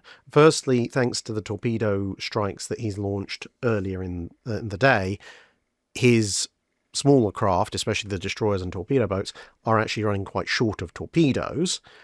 Secondly, a lot of his ships across the board have run with their horrific coal all day at high speed, and they are now suffering quite significantly. They're massively reduced in speed. Thirdly, they're very scattered and spread out compared to Jellicoe's formation. So even if Scheer had said, okay, I know from these reports that the British are over here, let's all go and attack, it would have been an attack in dribs and drabs by ships that don't really have the speed to keep up with the British or to escape if the British turn on them, with relatively low torpedo stocks. So they'd be counting, essentially on the fact that, yes, individually the German capital ships can one for one have a better night fighting capability than the British ships, but it's not going to be one for one. It's going to be, 3 or 4 German ships show up here. They're faced with a dozen British ships, including a bunch of destroyers that still have torpedoes. And, of course, a lot more of the German battlecruisers and battleships are damaged, and in some cases quite significantly, compared to the British ships. And the British ships are in a good tight formation, so it would essentially be individually technically superior vessels, but throwing themselves against a much larger formation of ships that holds a lot of other advantages. And, well, you can kind of look at the death ride of the battle cruisers to a certain extent. The British might not hit very often, but they're throwing enough shells at the wall that enough of them are going to stick to chew up any realistic German attack, which is going to arrive in small packets. If Scheer was actually in a full coherent formation, that might make a bit of a difference, but the way it was at Jutland during the night action, he just isn't. Fahrender Ritter asks, for the 18th and early 19th centuries, how much influence did Parliament have in the appointing of Royal Navy commanders of squadrons, fleets and task forces? Did the Admiralty tell them to pound sand, or did the Parliament not care or trust the Admiralty, or did Parliament actually have some sway in the matter? And what about the King? Essentially, the short and easy version is imagine 2 sliding scales, peacetime and wartime, and hierarchy of command. In wartime, generally speaking, Parliament had almost zero direct say in the Royal Navy's command structure, simply because Parliament couldn't make a decision anywhere close to fast enough, nor they have the expertise to do so, in a time of war. Whereas in a time of peace, when an expedition perhaps is being fitted out, Parliament could have a lot more influence.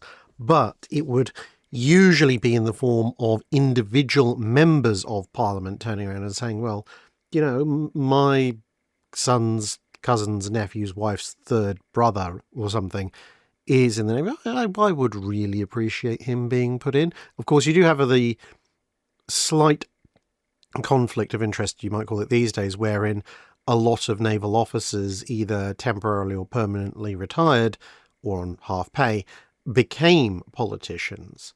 So certain elements of Parliament had a much more direct influence on the Navy because, you know, if Admiral Anson or Hawke or Keppel or Jervis turns around and says, I think this person should be in command. Now, technically speaking, at that point, yes, they may be a political person in Parliament and not an active duty officer, but they may very well come back to be an active duty officer at the drop of a hat. And you, if you were a commander or a commodore or a captain, might be relatively ill-advised to ignore their recommendations. Whereas if it was, you know, the 4th Baron of Scunthorpe or something, who doesn't really care about the sea but was maybe just trying to advance the interest of a nephew, you could probably ignore him much more easily. So, peacetime, there's more influence. Wartime, virtually no influence. And then it also scales up the hierarchy. At basically almost no point is Parliament going to have a direct say over who's going to command a squadron of frigates in the Indian Ocean. It's just too small a detail and too tactical a decision for Parliament to ever really be concerned about. Now, if it comes to who's going to be the first Sea Lord, or who's going to perhaps command the most prestigious fleet in the Navy, whether that be the Channel Fleet or the Mediterranean Fleet, depending on the time, or if there's a big invasion scare and the Royal Navy is mustering to repel a theoretical invasion fleet, then at that point, when you're talking about, you know, full admirals or fleet admirals, Parliament might get involved, usually potentially via a select committee or the cabinet rather than the full Parliament. But even then, their influence would be somewhat limited. They could potentially really dig their heels in and say, we don't want this particular person, or we would really like this person, but especially in times of war, ultimate say would rest with the Admiralty. Peacetime, well, the criticality of the situation wouldn't be there so much. The King is a little bit of a different matter because, of course, the King can make decisions a lot faster. The King might have personal experience, personal knowledge, either of or serving with some of the people in question, as princes very often would serve in the Navy before they became king, obviously. And being one person, obviously, is much easier to make a decision. And technically, also, the King is the head of the ultimate head of the Navy. And while the monarchy didn't have as much power as it had done during the Stuart period, it still had a fair degree more direct power and influence than it does nowadays over these kinds of things. So at that point, you could actually legitimately have the King turn around and say, well, actually, I don't think this is a very good appointment, or I think this is a very good appointment, or I think this person should be in charge, or I'm going to give this person a favour. So, for example, if the Admiralty is thinking, well, maybe we put this guy in charge, and technically he maybe is the better choice, but this other guy is almost as good, and actually, you know, he's a baron, and the other guy isn't, he's just a sir, which maybe puts him slightly higher up the social pecking order, so maybe we should choose him. But then the King might turn around and say, yes, but the guy who's just a sir, well, I have decided I'm going to make him an earl, and that means he is several stages up the pecking order socially, and now you should appoint him in charge. And also, I've just shown I really like him, so that's a really good idea. So, yeah. Weirdly enough, and might sound to some people, the King actually probably had more direct day-to-day influence over the Navy, if the King was interested in having such influence, than Parliament generally did, especially in times of war.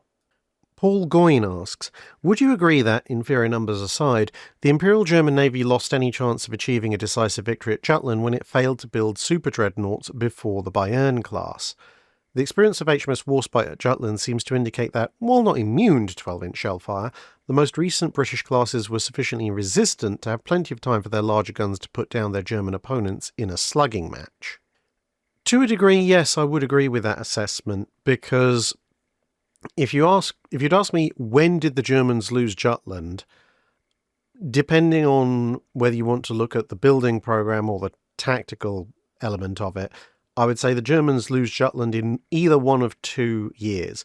They either lose Jutland in 1914, when they don't go out and try and engage the Royal Navy immediately, because in 1914, the numerical advantage of the Royal Navy is much closer than it would be in 1916, and also both sides still have a fair number of pre-dreadnoughts in their fleet, thus negating a lot of the speed advantage that the Grand Fleet inherently has over the High Seas Fleet in 1916. So if there was ever a chance, I mean, the Germans' fleet was still be at a disadvantage, but if there was ever a chance for the Germans to be as close as they were going to get to beating the Royal Navy, it was going to be in 1914, and by essentially not doing some kind of fleet engagement until 2 years later, and even then involuntarily, the Germans basically threw away their best chance of victory, tactically speaking, in the war. But yeah, kind of related to not building super dreadnoughts before the Bayerns, I would say the Germans pretty much lose Jutland from a overall building program perspective in 1911, because 1911 is when they lay down the König class.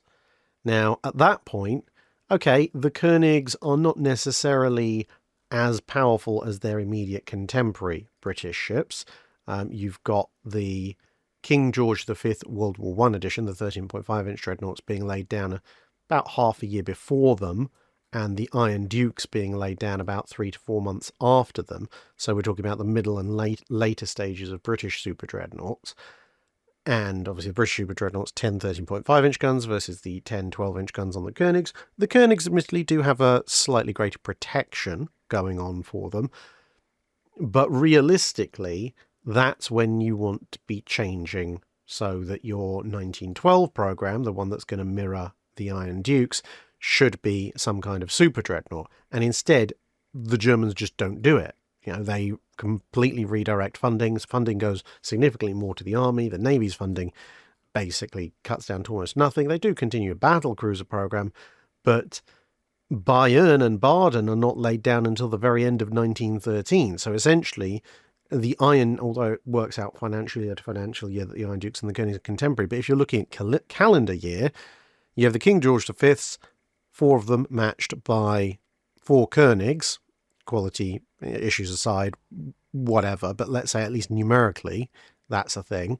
But then the Iron Dukes go completely unanswered, and then the Queen Elizabeths go practically unanswered, because Queen Elizabeth and Warspite are 1912 ships, Valiant and Barham are the beginning of 1913, Malaya, the 5th QE, is roughly contemporaneous with Baden and Bayern in terms of laydown date.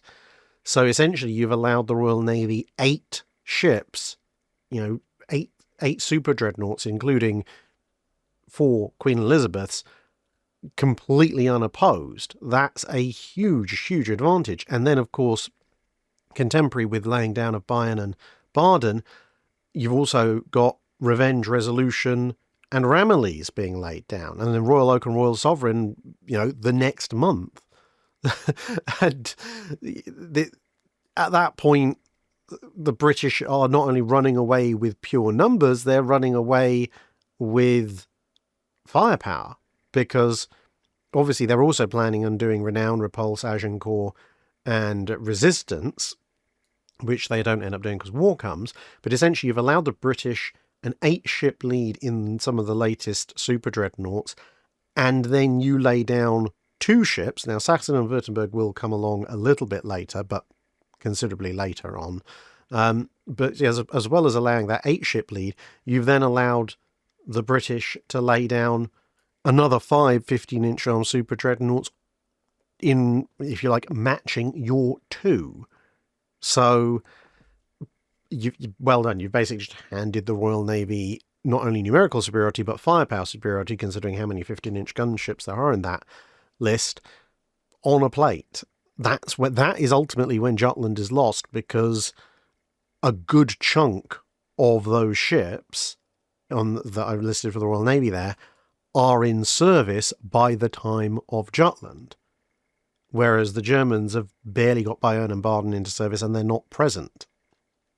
And in actual fact, they've only really got Bayern into service because Baden doesn't commission until the next year. Jim Smitty asks, just why was Prinz Eugen equipped with hydrophones?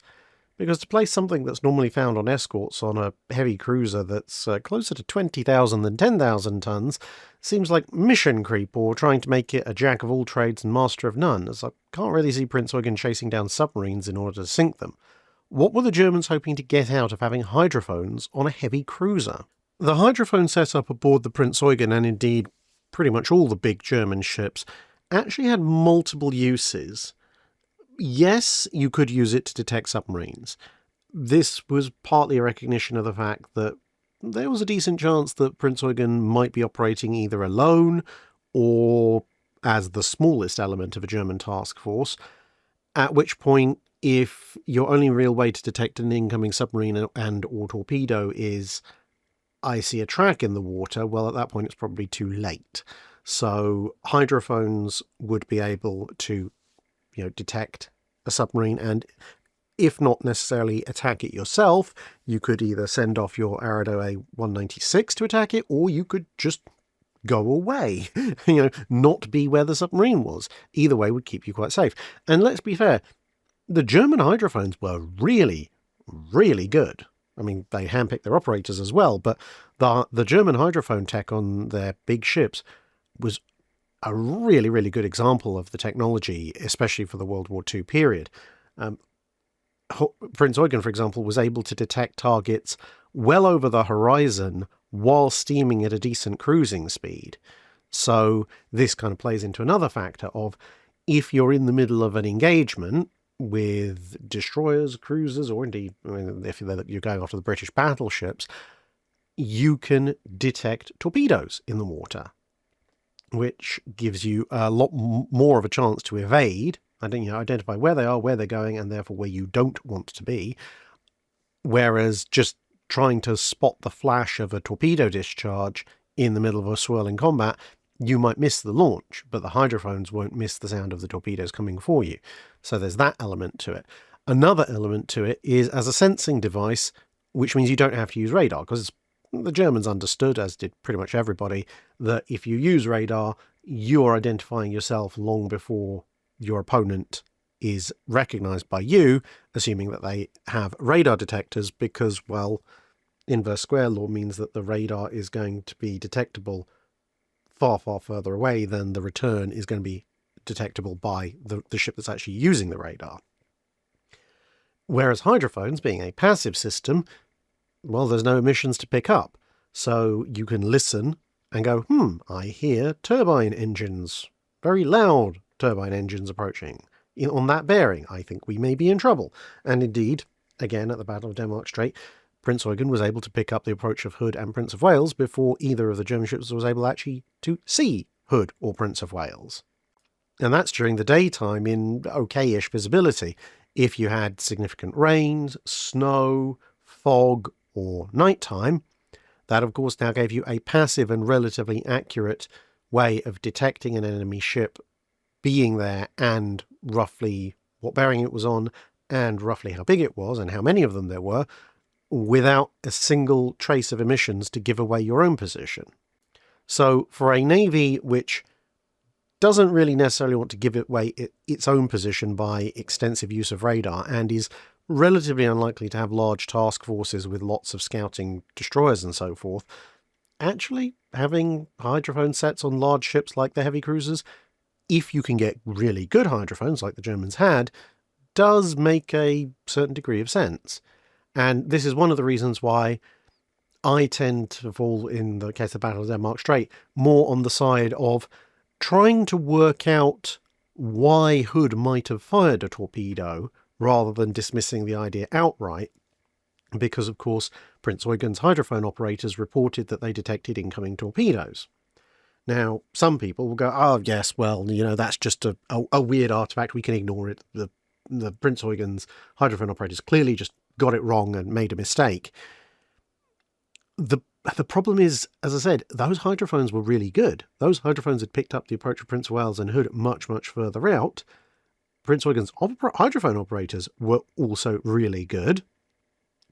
So that kind of system, okay, the occasional transient mistake, possible. But this wasn't a transient mistake. This wasn't them going, we're detecting torpedoes in the water, we should do this, and then nothing. They heard what they thought was a torpedo or torpedoes in the water, and they continued hearing it for quite some time. Now, yes, it doesn't make much sense for Hood to launch a long-range torpedo spread under most circumstances. This is far too far away to do anything. Unless, of course, there was some damage nearby and they decided to jettison the torpedoes, which I think is possibly one of the more likely outcomes or reasons why they would do so. But the thing is, if you just, hand wave and just go, oh no, well, they got it wrong. It's like, well, how are you squaring that with the capabilities of both the German hydrophone system and the operators?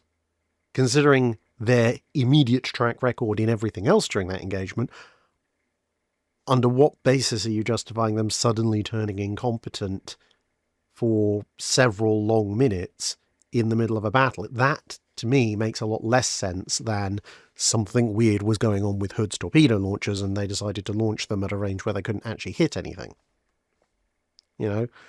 But obviously people may differ on that opinion. That's just the way I see it. Lawson Tse asks, in previous videos you've described the rather odd armour schemes that the County class had being fitted for but not with potentially heavier protection like the Royal Navy actually wanted. How was the refit to having this armour scheme actually carried out, and when was it completed for the ships on the front line? How many counties actually received the full protection package before ending up in scenarios where they needed it? The timing is a little bit all over the place because it starts off with a modernisation programme for the Kent subclass, the first counties. And it initially starts off with the Royal Navy going, okay, hang on, we're allowed to do some upgrades to our ships. The Kents are now getting a little bit old by the later part of the 1930s. And the limit is 10,000 tonnes. We've actually come in a little bit under that. And there are a few other measures that we could do to reduce weight elsewhere in the ship. And then that gives us a budget of weight, if you like, which we can use to install things, including a full-length armour belt.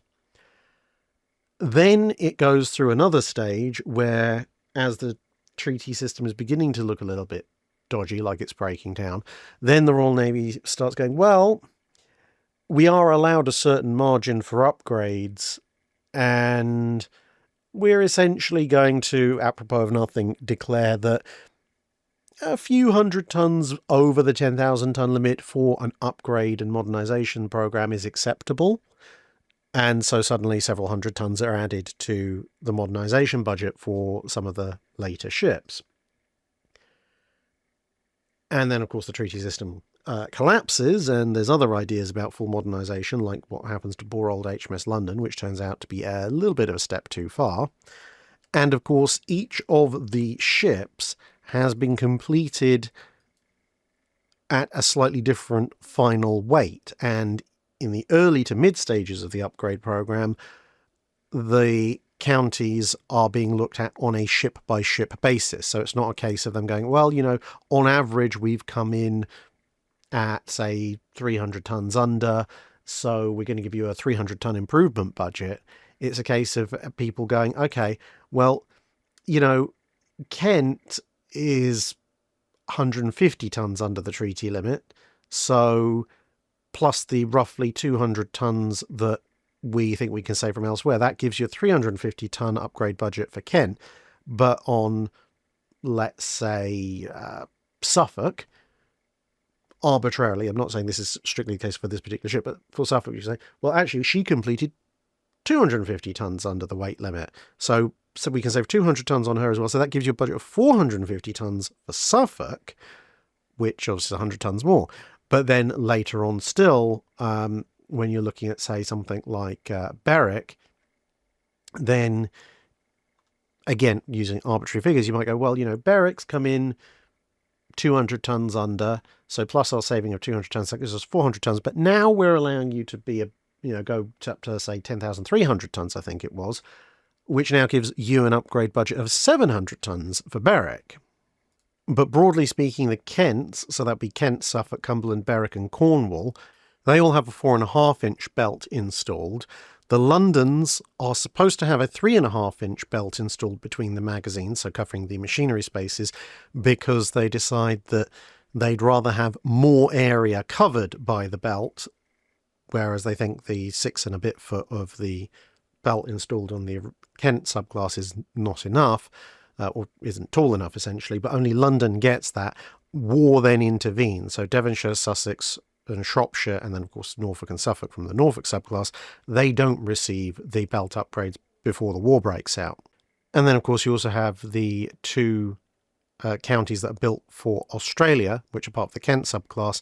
And as far as I can remember, Australia does get the refitted belt, 4.5-inch belt.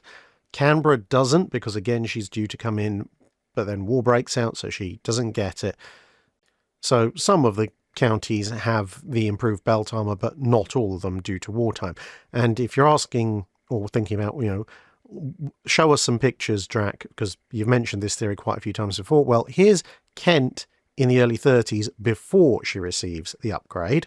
And you can see she's painted for tropical service. She is actually out on service. And just look at how high she's riding in the water. Look how much of her plimsoll line and her anti-fouling paint is exposed.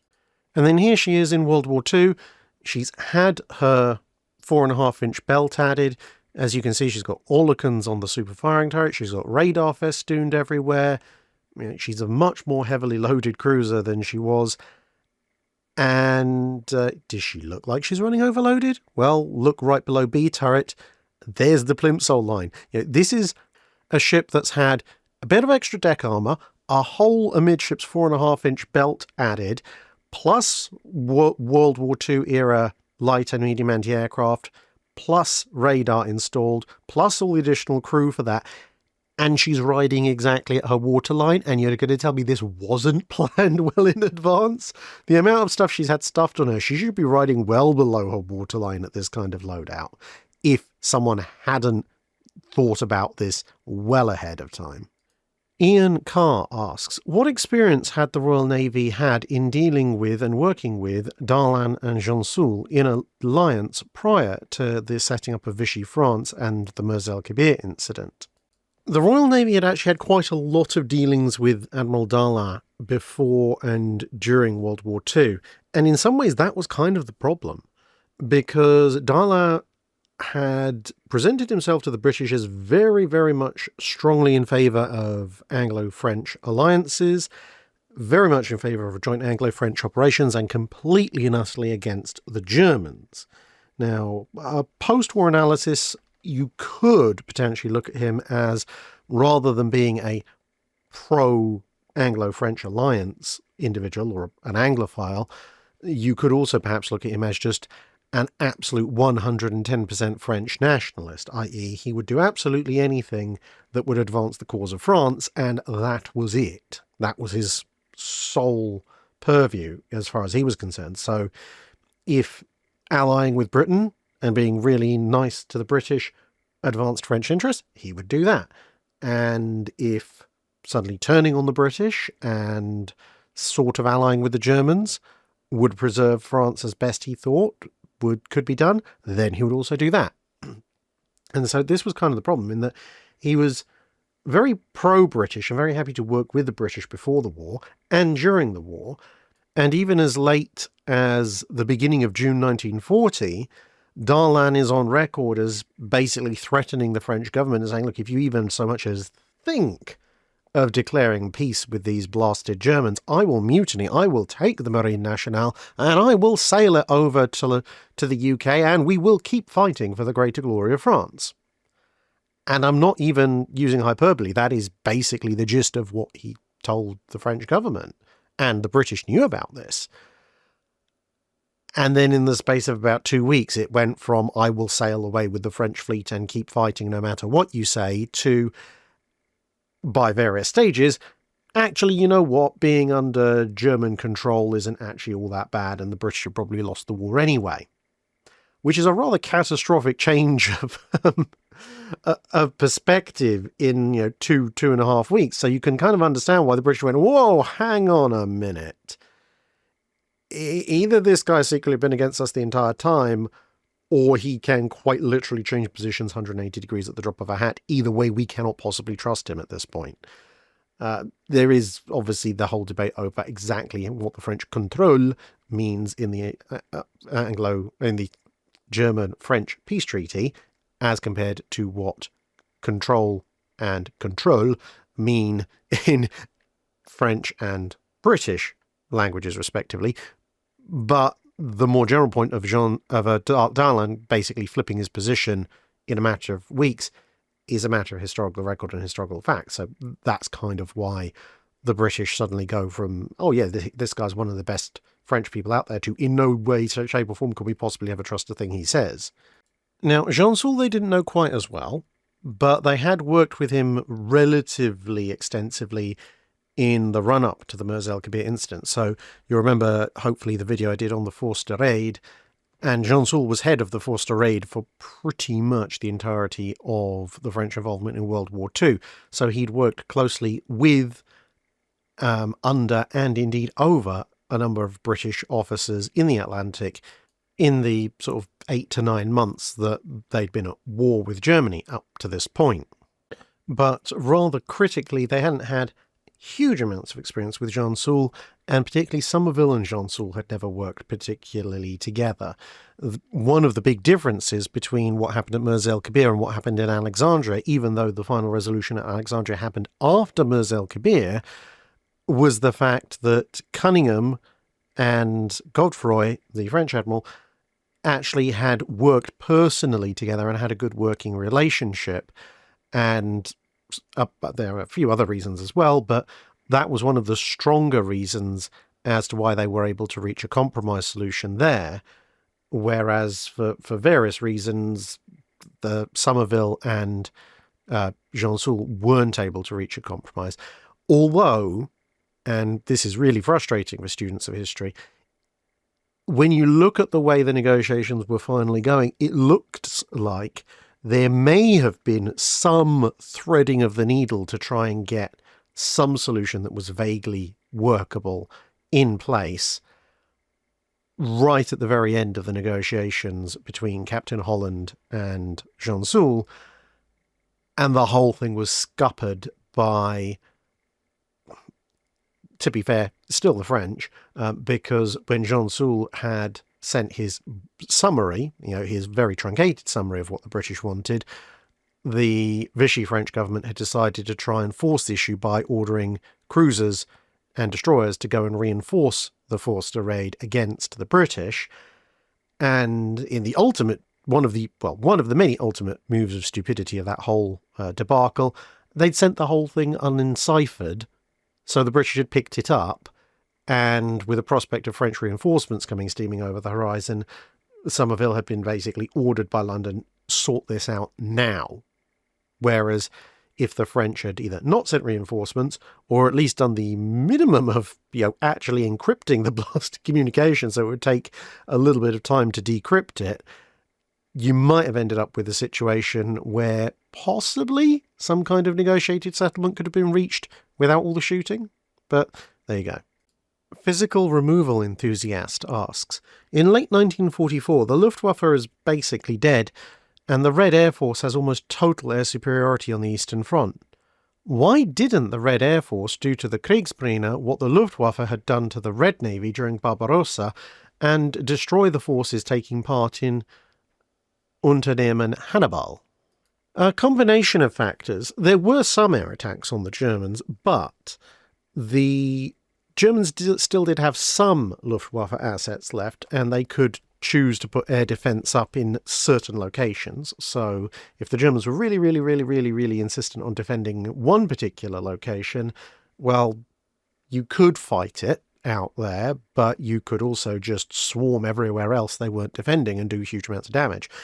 Coupled with that is the fact that anti-shipping operations are actually a fairly specialist field of airstrikes, especially in World War II.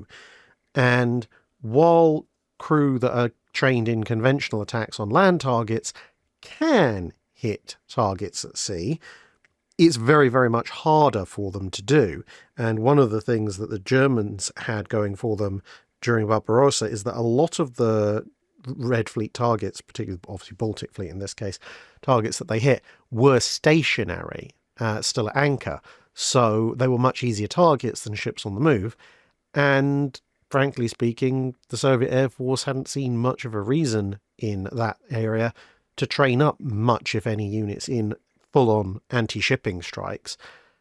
And at the end of the day, the Soviets were winning. The shore bombardment and everything, as you can see Prinz Eugen doing here, it was annoying, but it wasn't necessarily going to stop them. And although the Soviet Air Force had a huge amount of air superiority, the simple fact was they made the judgment that sending a disproportionately large number of strike aircraft to possibly damage or destroy what was essentially at that point a mobile heavy artillery battery versus sending that same large number of aircraft to absolutely smother German gun emplacements and tank laggers and infantry formations, well, they felt the latter was just a better option. You know, it was more effective for the Red Army's advance than to pick off a handful of German ships that ultimately weren't changing the course of things much anyway. Alex Moskowitz asks, on page 108 of the book Left for Dead, the author lists supplies loaded onto a brig for a rescue mission from Brazil to the Falkland Islands, which includes 650 pounds of coffee. First, how was coffee prepared aboard ships in the age of sail? And second, this seems like a lot of a non-essential supply for a rescue mission. Just how much coffee did sailors drink? And third, do you have any opinions on the author's work, the author being Eric J. Dolin? I like the book, but I have no idea if it's more entertaining than accurate. I can't comment on the book itself because I haven't read it, unfortunately. However, in response to the first two elements of your question, how was coffee prepared on ships in the age of sail? Well, there's two ways, because the coffee beans tended to be imported green. So one way was just to leave them in the hold of the ship, and they would gradually brown over time. The other way was to do a form of roasting, not the way that we would think about roasted coffee these days, but a much more basic version. Essentially just spread the beans out on some kind of flat tray-like implement and stick them in a fire. So that could be done in the ship's galley, or it could be done ashore and then the partly roasted, I guess, beans brought on board.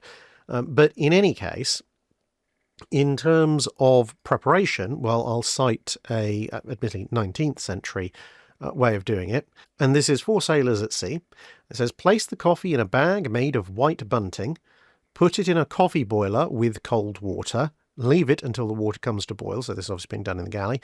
Take the boiler off the fire and leave the bag standing in the hot water for 10 minutes. Then take it out and throw away the coffee. Should the coffee be left in the water for longer than 10 minutes, the bitterness from the coffee grounds will spoil all.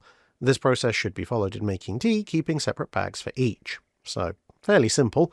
And that particular recipe tells you to use 10 ounces of coffee and 20 pints of water. So it's going to make you about 20 pints of coffee. And for those of you who work in metric, that's a little bit over 1/4 kilo of coffee. Now, the thing about that is that if you're taking 650 pounds of coffee with you, you're going to be able to make a little bit over 10,000 of those servings, which sounds like a lot. But you've got to factor in a few things. Firstly, yes, 20 pints, or just over 11 litres of coffee, is a lot of coffee. But sailors drink a lot of liquid, and there's a fair number of sailors aboard.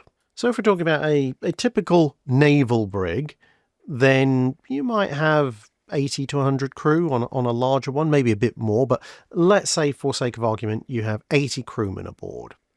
Okay, now, over the course of a day, they're probably going to go through 2 to 4 pints of coffee apiece. So, especially if they're heading down to the Falklands, it's going to be cold.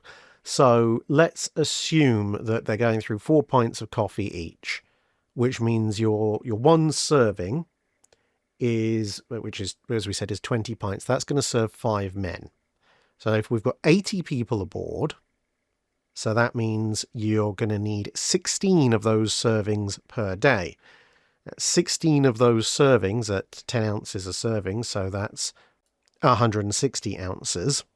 That's only enough, actually, for an 80-man crew to get their full serving of coffee for about 65 days, or a little over 2 months. Now, if you're in a brig and you're sailing from Brazil to the Falkland Islands on a rescue mission, well, that mission might last around about 2 months, and even if you're a little bit quicker than that, presumably you're going to be picking people up and they're going to want coffee as well. So actually, £650 of coffee for a rescue mission sailing from Brazil to the Falklands in a brig? That's actually a fairly realistic amount of coffee to take on board, believe it or not, especially if you're not loading up particularly heavily on the rum. Lord Druken asks, based on your videos and a quick study of its own history, the world's major navies, especially the Royal Navy, seem to consider the US Navy as less a major threat and more an occasional annoyance and unintended wildcard, at least until around the early 20th century. Is that an accurate assumption? Yeah, pretty much. Obviously, there are occasional periods when the US Navy looks like it might be a little bit more of a threat, like, say, in the immediate aftermath of the American Civil War, when they have loads and loads of monitors to hand. But even then, the relatively coastal nature of monitors means that the US Navy isn't seen as a global threat. It's more specifically a bit of an annoyance to Britain, as it represents a little bit of an outsized threat to Canada and British holdings in the Caribbean. And for other European powers like France, it's perhaps a little bit worrying for the Caribbean as well. Essentially, for most of its history up until the early 20th century, the US Navy was viewed in essentially one of two ways, depending on which particular large European navy you were. It was either how much damage are they going to be able to do to our colonial possessions before we get over there and squash them, and how much is it going to cost overall, i.e. how much of an annoying sting can they give us before we flatten them, and how's this going to balance on our budget. It wasn't a case of can we stop them. We will stop them, we will crush them, it's just going to end up being expensive because they're right next to some of our valuable colonies. And the other view, which was somewhat related, was essentially, well, if we end up in an actual serious war against an actual serious navy, like Britain versus France, well, if somebody manages to persuade the Americans to get involved on their side, that'll cut off an annoying amount of trade, which we might otherwise profit from, especially if you're the British, because you're assuming that you're going to probably blockade France. And also, again, those annoying American ships might come out and start raiding our merchant ships, which is going to take resources and time to put down, which is going to cost us all a lot of money, and it's all very annoying, and would they please stop? So more of frustration than a threat. And even to a certain degree, the Spanish-American War didn't change that hugely, because although it meant the US Navy had defeated a European naval power, it was Spain, and none of the big navies, Russia, a rising Germany, France, and Britain, really took the Spanish Navy all that seriously at the end of the 19th century. And on top of that, of course, some of Spain's most powerful units had remained in Spain and trying to get to the Philippines, but not succeeding. So essentially, the bigger European powers looked at it and went, oh, the Americans are now strong enough to just about beat the colonial elements of one of the smallest European navies, and probably one of the most decrepit, to be perfectly honest, on essentially the USA's home turf, particularly around Cuba. Okay, fine. I guess we won't be Spain then. That was basically the attitude. Then you get the Great White Fleet and the 1900s proper, and the US suddenly starts crash building dreadnoughts, well, pre-dreadnoughts first and then dreadnoughts as well. And then that's when the world's larger navies start going, oh, hang on a minute, that's a worrying number of battleships you've got there. What could you possibly intend to be doing with those, Mr. America? So, yeah, it's kind of the Great White Fleet, as much as it was designed by the US to announce their arrival on the world stage, it kind of succeeded, because that's kind of when everyone started going, oh, that they might actually have to be factored into our war plans now as something other than an annoying threat to commerce and occasional outlying colonies. Elite Corsair asks, in the June Drydock you mentioned that U-boats didn't usually target return convoys. Did return convoys have a separate shipping lane, or did they use the same route as the eastbound ships? And if they weren't empty, what did they carry back? Was there any trade? And was there a central start or end point to gather and disperse ships, or did they go all in one port collectively? Convoys tended to gather either all in one port or in nearby related ports and then meet up very close off the coast and then sail out. When they got to the other end of their journey, assuming we're going from the States and Canada over to the UK, they would reach a dispersion point where they would essentially either become a series of small coastal convoys or move in to various docks as individuals. For the most part, occasionally really important convoys would be escorted all the way in, but usually they would disperse right towards the end, because at that point you're under the cover of not just the ocean convoy escorts, but the local coastal convoy escorts and lots of aircraft and that kind of stuff. So that's for the start end points, etc. In terms of shipping lanes and so forth, the return convoys did use slightly different shipping routes to avoid conflict with incoming convoys. And they were also usually relatively recognisable because, well, one, they're going in the opposite direction, so you can tell from that.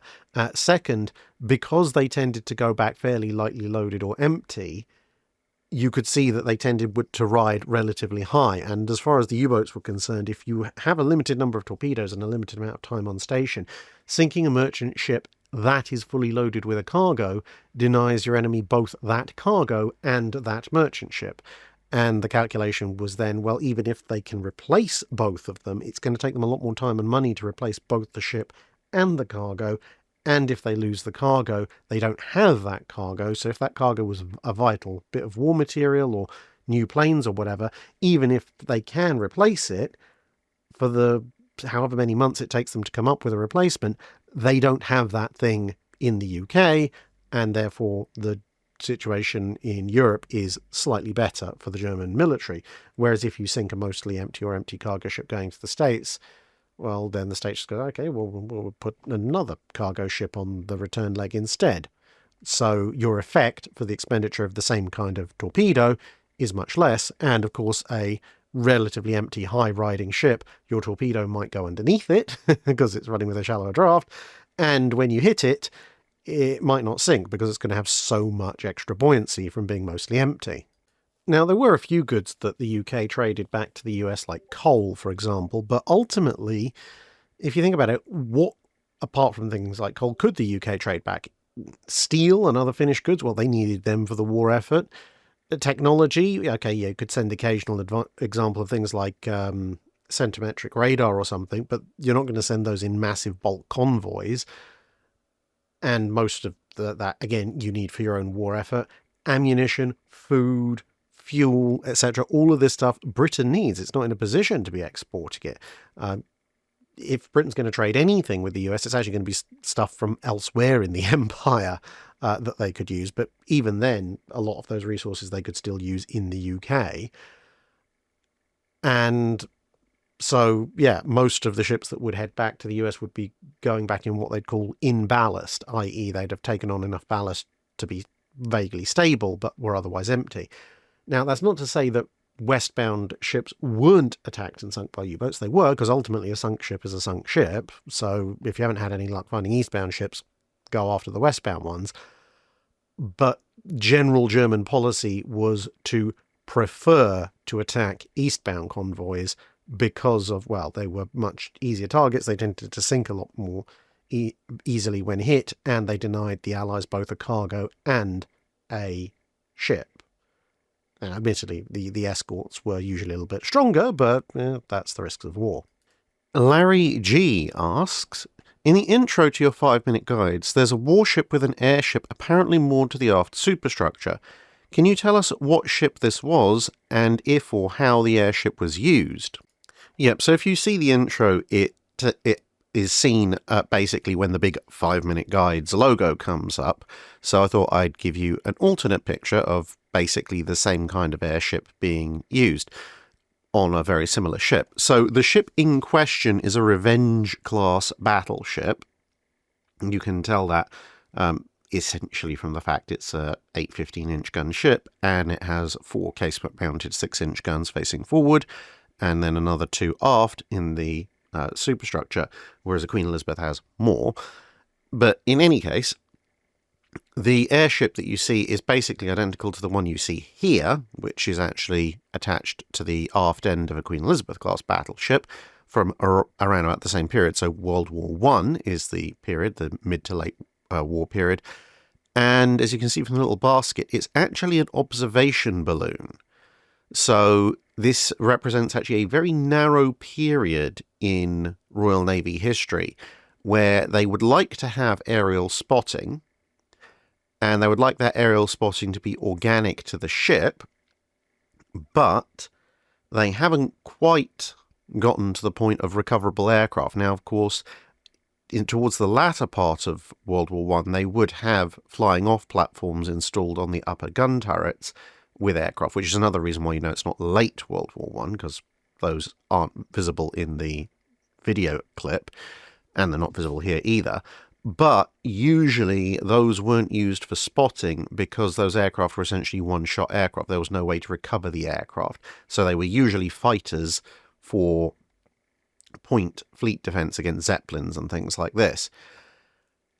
Whereas with an observation balloon, obviously you could reel it out, it could do observations, it could send messages back to the ship, because of course it's physically tethered, so you could tether some kind of communication cable as well, and then you could bring it back. Of course, there are a lot of limitations to this, like the fact it shows exactly where you are, there's a little bit of a speed penalty, it is potentially a little bit vulnerable, you've got all these cables attached to the back which may or may not interfere with your gunnery, or may be severed by your gunnery.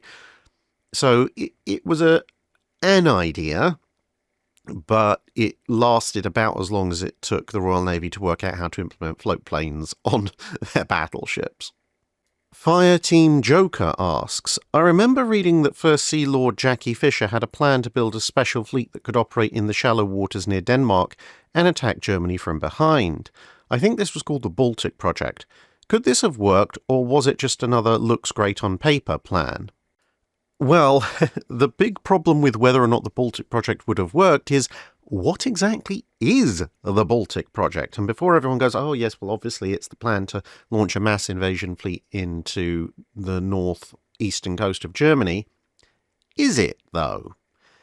Because something I think a lot of people forget is that the Baltic Project was a broad idea of Fisher's that, like most of his ideas, evolved constantly. So what Fisher's idea of what the Baltic Project was varied year by year, much as, for example, when we think of HMS Incomparable, another one of Fisher's ideas, we think of the 620-inch gun superfast battlecruiser.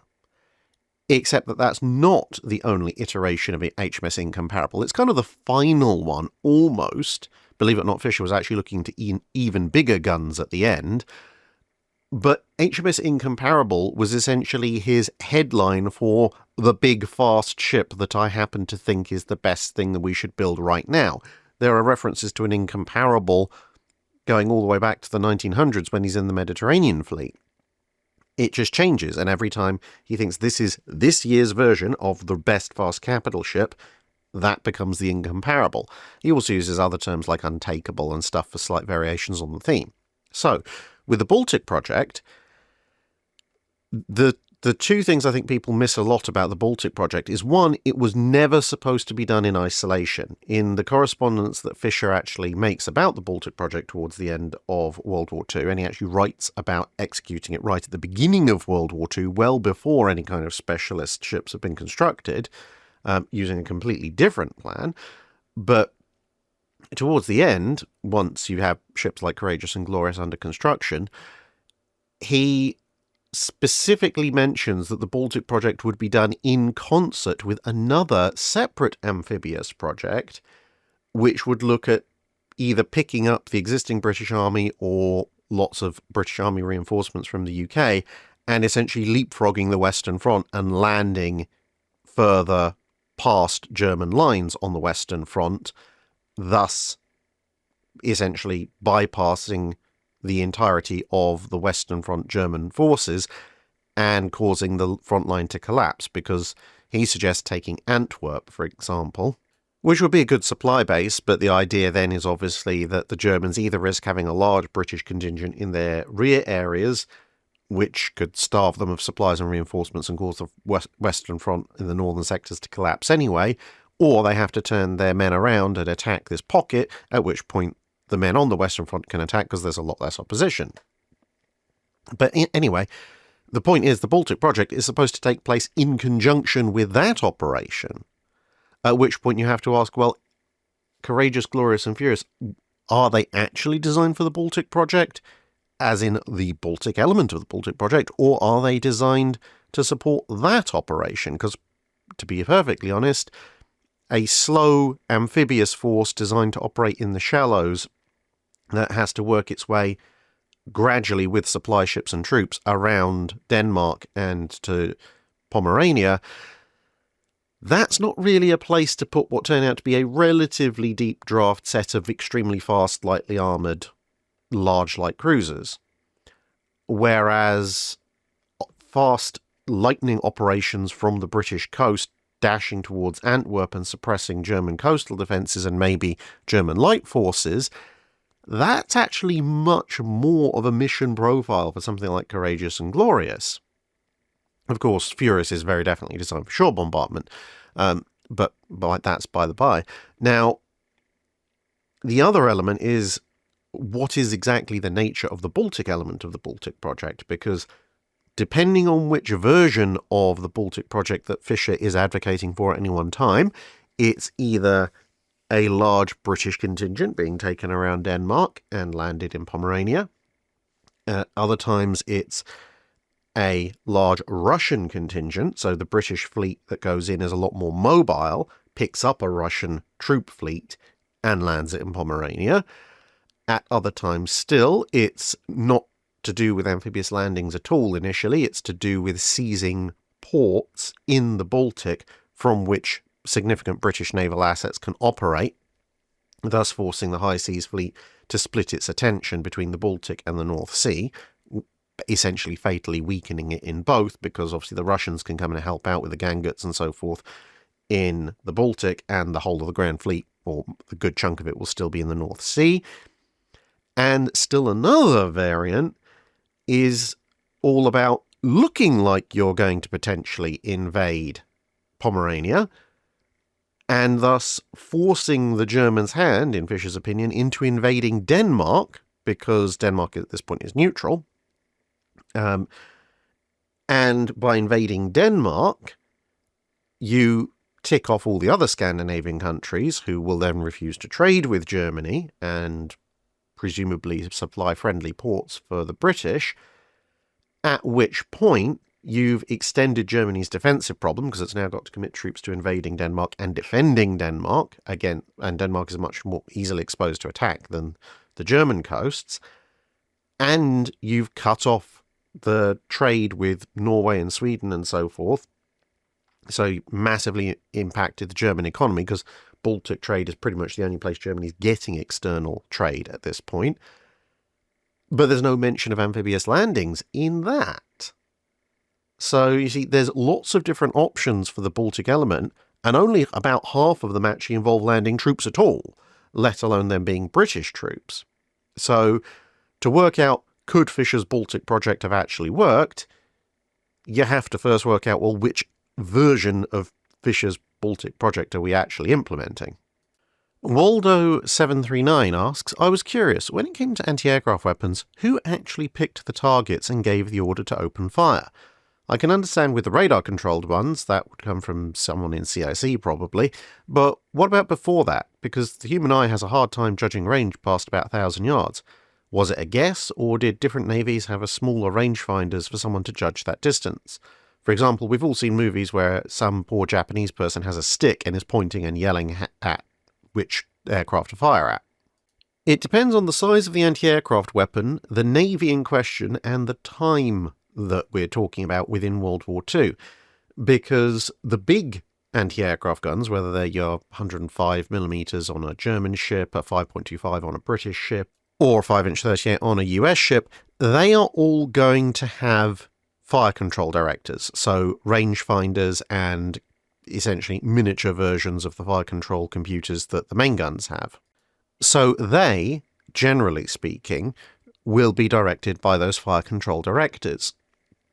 But when it comes to the smaller guns, your mid, medium, and light anti-aircraft guns, so 40 mils, 37 mils, 20 mils, etc., etc., this is where there's a lot more variation, because some navies at some points don't have any fire control systems or directors for those guns. They are purely manually aimed by the gun crews.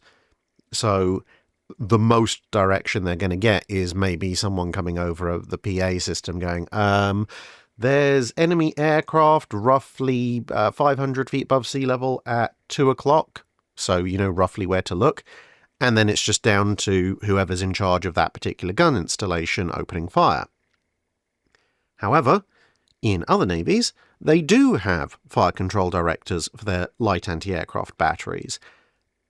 Now, of course, initially you're not going to have one for every single light anti-air or medium anti-aircraft installation, but you might have 2, 3, 4 for the entire battery. So they would give direction to a group of guns.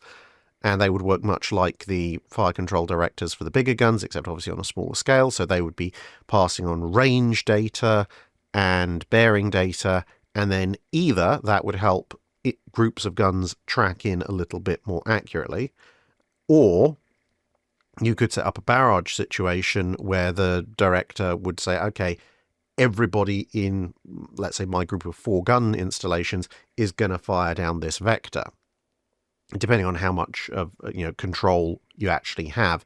Because if it's all manually aimed guns, then the best they can do is pass on information and hope that the gun crews can track. Whereas if the guns have remote power control, then in theory the directors can track for them.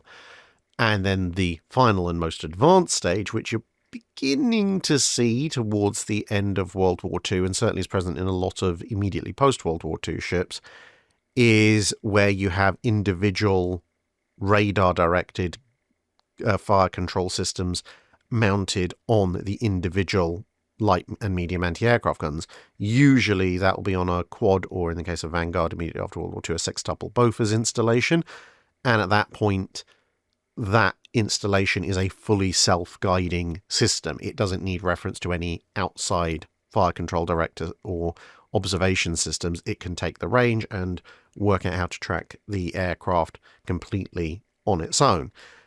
That obviously doesn't really work for a single 20mm Oerlikon. That's still going to be completely hand-aimed by whoever is operating it. And of course, in all of this, at any given point, any of the guns can go to what's called local control, which essentially is either you don't have communication with whatever fire control systems you have, or there's just so many enemy aircraft that, trying to focus on 1 or 2 is a little bit pointless, or maybe some of the guns are being aimed at certain enemy aircraft and others aren't. So, for example, if you're under a multi-wave kamikaze attack, the heavy AA guns might be directed at breaking up incoming enemy formations at long range, but there are already some surviving enemy aircraft from the previous wave that have gotten a lot closer. So at that point, the 20 mils and 40 mils, let's say on a British or American ship, might be ordered to local control. So that's essentially the individual gun crews making do with whatever data they have to hand and engaging targets of opportunity. Duke Master asks, over the years I've learned much from your channel, advancing my knowledge and interests from the layman's to something more proficient. I know my questions to you have changed over the years, but how have your answers to us changed since you started? I would say my answers over the years have changed in 3 primary ways. Firstly, because I've now moved over to doing this full time, I've had the time to visit the archives far more regularly than I ever did when I had a regular day job. Obviously, the funny thing is the way I operate now, both in terms of where I live now and where I may move in the future, distance to the queue archives is a major consideration. Well, and time, because in the UK you can be a lot closer, but it takes a lot longer and you can be further away and it takes less time depending on how close you are to the motorways, but nonetheless. Anyway, so I've had more access to the archives, and I had more access and reason to be able to purchase reference works for myself as well, hence the big library you see in live streams. And that has meant that I've been able to provide a lot more detail and a lot more esoteric detail than I could when I started doing this.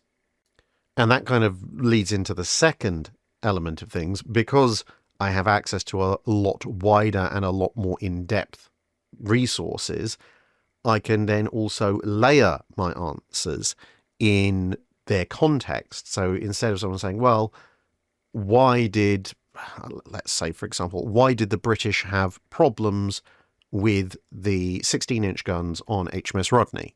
So if someone had asked me that in Drydock 3 or 4, I would have been able to point out to them, well, here are the problems that they had. These are the things that didn't work so well. And the main reason for this is that they're essentially cut down, lightened versions of what was supposed to go on a much bigger G3 type battlecruiser. Whereas now, if someone was to ask me that same question, I would not only be able to tell them in significantly more detail what the various problems were. So, for example, instead of just saying, well, they were forced to construct parts of it at a lighter weight and therefore those parts wore out or flexed more, I can point to specific things like the roller bearings weren't able to support the weight of the turret completely, so they wore in uneven patterns, and this rapidly led to a degradation of the turret's ability to turn accurately. And now that I know that that's a specific element of the whole, lightweight cut down issues causing problems, I can then go into using my engineering knowledge and tell you, why this is a problem, how this occurs, etc., etc. And then I can also now give you a background on what they should have been spec'd for as they were spec'd for the G3s, and why the triple turret was a big departure for the Royal Navy, and why they basically didn't use one, even though they had access to designs for them all throughout World War I, etc., etc. And the third thing, which is kind of related to the second element, is that because I've been able to access a lot more resources that go into a lot more depth across the board of naval history, whether it be American, German, Japanese, French, British, etc., it means that if we stick with the example of the triple 16-inch turret on the Nelsons, not only can I go into a lot more depth about the specific issues and background of that, but I can also go into a lot more depth about the background and specific issues of other nations' triple turrets and how they'd overcome them. So if I was giving a full answer, for example, on the Nelson class's turrets, then I could also, this would probably be a Wednesday video or something, but I could also go into how did the Americans, when they did their triple 14s, address some of the issues that the British would eventually run into with their triple 16s, and did the Americans run into similar issues when they went from triple 14 to triple 16 in their fast battleships, and if they did, how did they solve it? How did other people solve these problems when they introduced their first triple or quadruple turrets, and so on and so forth? Did people experience the same problems? Did they experience different problems? Did they anticipate them or not? So it's that kind of much more granular, broad range of knowledge that I've been able to gain and therefore respond to everybody's questions with. Because essentially, when I started this channel, I was someone who'd committed a fair amount of personal resources and time to learning naval history, but I had a day job and I had a wife and I had other hobbies and other obligations, so there was a limited amount of time for me to learn things, and although I'm a relatively good learner, I could cover a fair amount of stuff to a reasonable degree of understanding, helped of course by my engineering knowledge, but I couldn't afford to go into the little details of every single thing. Whereas now, being able to do this full time, I can afford not only the time to investigate those things, but also the resources to allow me to investigate those things, like archive visits and reference work acquisition and so on and so forth. And of course, going to actually see some of the things in person, because honestly, you can read about something as much as you like, but in some ways, with certain things, just actually physically going and seeing and perhaps even experiencing the thing that you've been reading about adds a whole extra layer of knowledge. And of course, you can also run into people who have very specifically made it almost their life's work to look at very specific elements of naval history. Like, for example, Dr. Scholes. I can tell you a fair bit about US Navy fire control systems in World War II. Dr. Scholes, however, has probably forgotten more than I will ever know, because that has been his kind of focus of study for years and years and years and years. And, in my day job, with naval history being my sort of secondary concern, there's a fairly good chance I probably would never have made it to see either the Salem or the Massachusetts, and therefore never met Dr. Scholes, and even if I did, it would have been just in passing as a visitor, whereas by doing it as a full-time job, it means not only have I been able to meet Dr. Scholes repeatedly, and obviously he's featured in a number of videos, but I've also been able to reference questions back to him for very, very specific niche issues that people have asked about. Library of Context asks, it seems a major difficulty of the Great Lakes during the War of 1812 was outfitting ships with their gear, the sails, pulleys, ropes, etc., as well as their weapons. At the conclusion of the war, the agreement was to essentially demilitarize the waters of the Great Lakes. As vessels were decommissioned, were their weapons and gear stockpiled nearby, just in case hostilities were ignited, or were they returned to saltwater ships, ports, and storehouses? It varied somewhat. Some of the ships were technically disarmed, but initially retained. So guns were taken off and they were placed in ordinary, which was fairly standard practice to put them in reserve anyway. But the ships themselves were just kept around just in case everything kicked off again. So in that case, obviously, all their fixtures and fittings remained with the ships. And that's why, for example, the St. Lawrence is, well, what's left of it is still pretty much almost where they moored it at the end of the War of 1812. Other ships were actually disarmed and sold off as merchant vessels or private use vessels to be used on the Great Lakes. So, of course, they would retain all their gear. Some ships, yes, were basically decommissioned and taken apart immediately. And in those cases, the gear had a variety of fates. Some of it was then sold on to commercial shipbuilders to incorporate into new commercially built ships. Some of it was transported back out to the sea to be used in either the Royal or US Navy, depending on who was decommissioning the ships, particularly obviously guns and stuff like that. Some of it was incorporated into land fortifications, particularly obviously mostly the guns. And some of it was put aside as spares for the few ships that were being kept in ordinary, and then obviously gradually disposed of as either the ship or the spares degraded. So it was kind of a gradual diffusion of these specialist bits of equipment. Sapper Ninja asks, had Admiral Tryon survived, do you believe he would have been successful in his attempts to make the Royal Navy more free-thinking and somewhat less rigid? 3 options. A. Victoria sinks, but Tryon survives. B. Tryon gives an order that saves the situation at the last minute. Or C. Markham gives an order that avoids the collision in the first place. It very much depends on the option, I think. In option A, Victoria sinking but Tryon surviving, I think his career is pretty much toast at that point, because there will be a court-martial, and regardless of what his intentions were, ultimately it will come down to the fact that he gave an order, and as a result of that order, people died and a very valuable ship was sunk and another one was damaged. That's not something that the career of a peacetime admiral can survive, so his efforts will probably stall out at that point.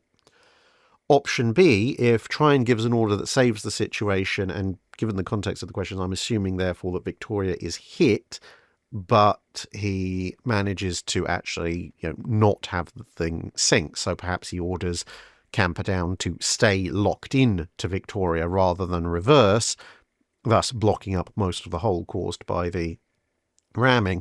which then would allow for damage control parties to try and shore up the area around the ram damage.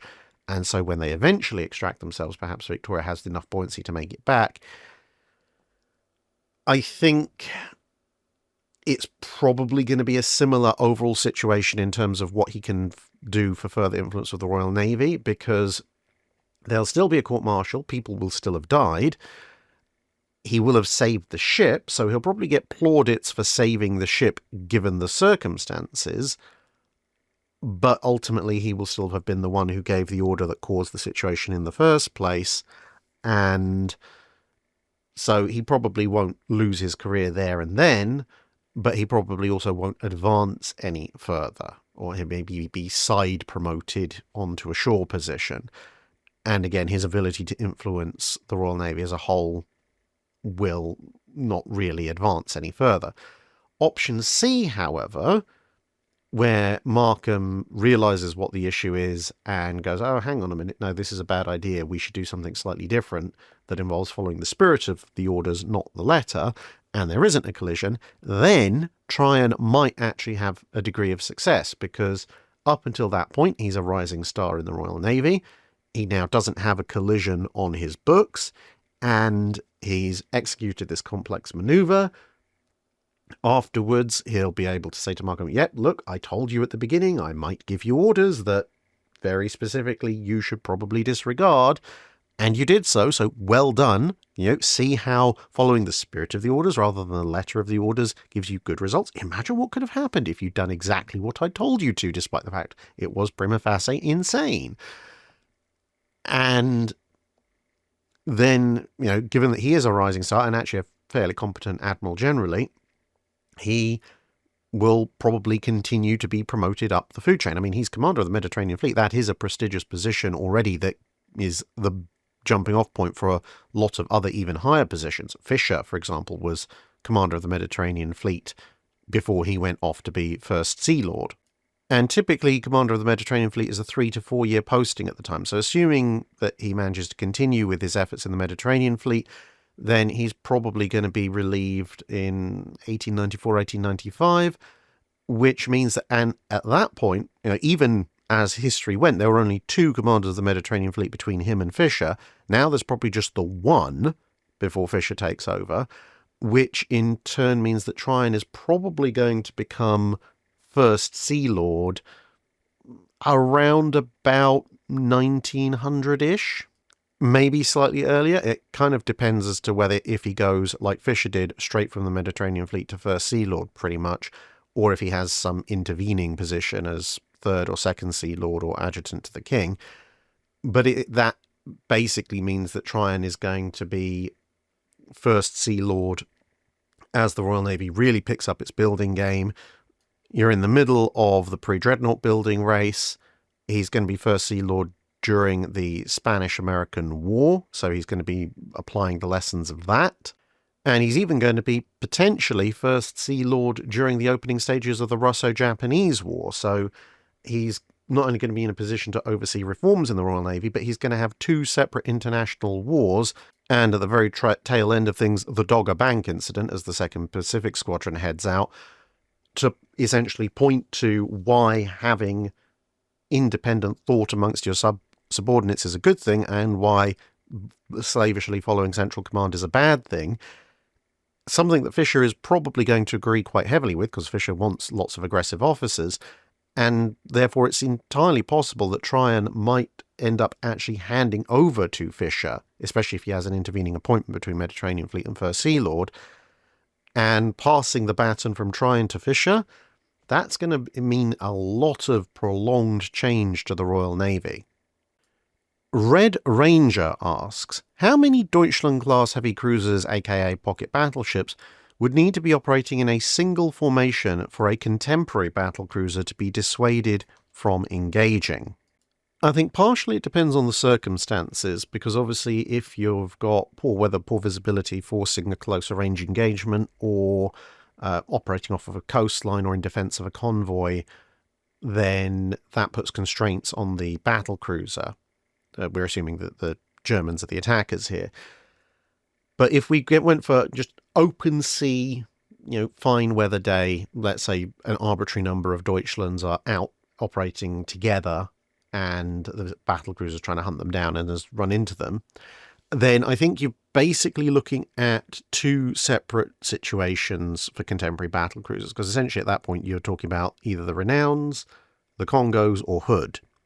And the reason why that's different is because essentially you can broadly lump the Renowns and the Congos into one, because all of the battle cruisers have far superior firepower and speed, but the Renowns and the Congos, although their armour can stand up to some 11-inch gunfire, it's only at the longer ranges, so they have to be a bit more careful. Hood has the most firepower, but also has substantially better armour, and so barring 1 in a million shots, she can afford to play a little bit faster and looser with things because she can withstand the firepower of the enemy ships at much closer ranges. So I think the historically built class of three, as you can see here, Deutschland, Graf Spee and Scheer, wouldn't actually dissuade any of the battle cruisers.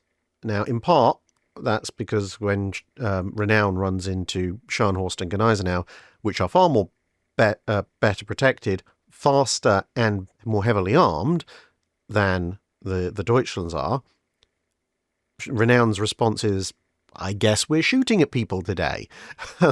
In actual fact, amusingly enough, the Scharnhorst and Gneisenau between them have exactly the same number of 11-inch guns as the entirety of the Deutschland class, but their 11-inch guns are better, as well as being on better platforms. So 3 Deutschlands, a Renown or a Congo, is going to go, okay, there's enough guns I don't necessarily want to be facing off against them at closer ranges, but I have the speed advantage, so I can just draw away to the optimal engagement range that I've chosen, and I can focus my fire on the nearest of the enemy vessels, and unless they all bunch up and hide together, I can deal with one of them in probably relatively short order, and then it's 2v1, and, well, yeah, 2 Deutschlands versus 1 battle cruiser, that's not going to end well. Now, of course, the Germans will have the advantage of, as long as all of their guns can range out, which, to be fair, they can do because of their elevation, even if their armour penetration at the kind of ranges they're going to be fighting at in this engagement is probably going to be absolute trash. 2 of them at any one time are going to be essentially unengaged, and of course they can land damaging hits in areas that aren't the main citadel of the battle cruisers. So a Renown or a Congo would need to finish off the first of the Deutschlands pretty quickly in order to take the second one under fire, because if it takes a while to put down the first one, you're going to have, at that point, a dozen guns firing at you, essentially in practice conditions, which sooner or later the hits are going to start coming in and degrade your own ability to fight. But even then, since your citadel is protected and you have the speed advantage, in theory, I think a battle cruiser would probably accept the engagement, and then if it starts to go badly, it can just withdraw. 4, I think, would be too much for a Renown or a Congo, because then you now have 3 separate ships and 18 guns firing at you unopposed while you try and deal with the first one, and that's really too much. Now, if you switch over to Hood, I mean, that's still a bit of a problem with 4, but with Hood's greater protection and greater firepower, I think Hood would probably stand a better chance of nailing one of the Deutschlands pretty darn quickly and then therefore making it a 3v1. And then if it can take out another Deutschland relatively quickly, and it's now a 2v1, well, now that's pretty much a cakewalk for Hood. So I think a Renown or a Congo, if they saw all 3 Deutschlands, they'd be like, oh, this is going to be a bit close, but let's give it a shot. 4 would be like, no, let's go get back up. For Hood, it would be, okay, 4 of them, we could probably do this, even if it's, dart in, pick one off, come back, pick another one off. 5 would be, I'm not so sure about this. I think we should go and find some assistance or try and do hit-and-run sniper attacks if they're dumb enough to spread out. But that's, as I said, in ideal conditions. There are things that 4 or 5 Deutschlands could do, especially in the context of a convoy defence or shore-based, or there being a coastline nearby, or weather effects, etc., where they could increase their fighting potential and therefore decrease the likelihood that an enemy battlecruiser would risk engaging those numbers. Alternate historian Turtleduck asks, I'm working on what I think the Confederate Navy would look like after winning their independence between 1890 to 1945, and I think the CSA would license some production of some of their heavier guns for the battleships. I know Vickers was very aggressive in trying to sell their 14-inch gun, but did the British government allow the 15-inch 42 caliber guns to be sold to foreign countries? Yes, they did. You wouldn't be able to order them at the same time as the Queen Elizabeths are being laid down, because at that point the 15-inch gun is technically the 13.5-inch special, and it's all very secret and hush-hush. But once the Queen Elizabeth class is publicly known in all details, including the armament and essentially coming into service, then yes, at that point the 15-inch 42 would absolutely be available for international sale. There are, in fact, quite a number of ships that are drawn up by Vickers, Armstrong and various other yards for potential international export, including a version of the Riachuelo, which are armed with 15-inch guns. And indeed, some of them are armed with 16-inch guns as well, because the British attitude was essentially, well, we can build more than other people can, and also, based on recent history in the Dreadnought arms race, by simply delaying the sale of the big guns to other navies by a year or two, essentially allowing the sale of big guns to foreign navies around about the time that those big guns are actually coming into service with the Royal Navy. It means that by the time that capital ship has been built, fitted out and entered service, the Royal Navy is either going to have their own ships armed with more of those guns, in the case of 12-inch guns, or the Royal Navy will have moved on to something that's even bigger and better. So, for example, if you look at HMS Erin in Canada, Erin, the former Ottoman battleship, is armed with 13.5-inch guns, Canada, aka Almirante Latorre's 14-inch guns, but both of them are due to commission shortly after the Royal Navy is due to receive Queen Elizabeth, which is, of course, armed with 15-inch guns, even though both Canada and Erin under Almirante Latorre and whatever the Ottomans were going to call their ship were laid down in 1911. That's a couple of years after the first British ship with a 13.5-inch gun has been laid down, which is, of course, the Orion class.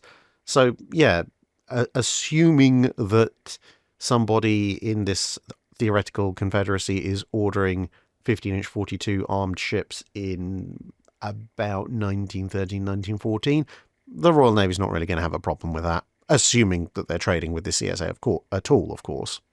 Rob Smith asks, what were the origins of the we love to hate you relationship between the Japanese Army and Navy? Essentially, it comes down to Japanese clan politics. Now, when I did the video on the origins of the Imperial Japanese Navy, people were quick to point out that the Shimazu clan, or the Satsuma domain, which went on to be the core of the Imperial Japanese Navy, and the Mori clan, or of the Shosu domain, which were immediately to their north, which would go on to form the core of the Japanese army, were technically allies at the time. And it's like, yes, they were technically allies at the time, but they had been enemies far, far, far, far, far longer than their brief alliance. So essentially what you had was an army that was mostly dominated by people from one clan, a navy that was mostly dominated by people from another clan, and those two clans had a very, very, very, very, very, very long history of mutual suspicion and opposition to each other. So that wasn't a great start, but initially a variety of fairly powerful Japanese heads of state were able to, by hook or by crook and by occasionally appealing to the emperor, keep the rivalry mostly in check. And of course, the Japanese Army and Navy as formal institutions were still developing in the very end of the 19th and beginning of the 20th centuries.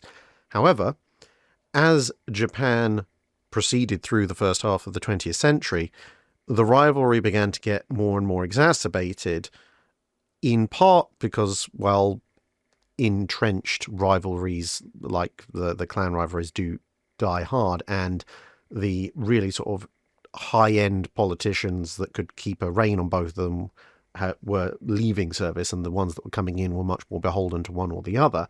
But also because Japan was looking outwards with more and more imperial ambitions, but was doing so with relatively limited economic resources compared to a lot of other imperial powers, there was a lot more infighting and competition for the limited amount of funds that were available. So, there's always inter-service rivalry, even in somewhere like the States or the UK or Germany at this point in time. But there's less to go around in Japan, therefore the competition is going to be fiercer anyway. Plus the fact that high-ranking military officers popping in and out of high-ranking political positions and then back into the military was a lot more common in Japan at this point in time than it was in other places. And it's not to say military officers couldn't become politicians in other countries, but it tended to be that you'd finish a military career, then go into politics, whereas in Japan, you could go from one to the other and back again, and sometimes you could have active serving military officers who also happen to hold political positions. Therefore, the military and the fight for the money that the technically civilian government was doling out was a lot closer. And also, unlike the other nations, as well as you getting the very, very nationalistic elements coming into power in the interwar period, the other thing was that, unlike those other nations, there wasn't really a specific point which you could point out and go, this is why this service should be the dominant one. Because you see, in Germany, in the run-up to World War I, the Navy had backing from Tirpitz, it had, obviously, for obvious reasons, had backing from the Kaiser, but ultimately Germany was a land power, and it trying to build up a large navy was essentially a bit of an aberration, which then snaps back, as I pointed out before, in 1912, when the army goes, no, hang on, enough, we want our money back, please, and we're able to get it. Whereas in the States, well, apart from ravening wild Canadians, they don't have anything to worry about.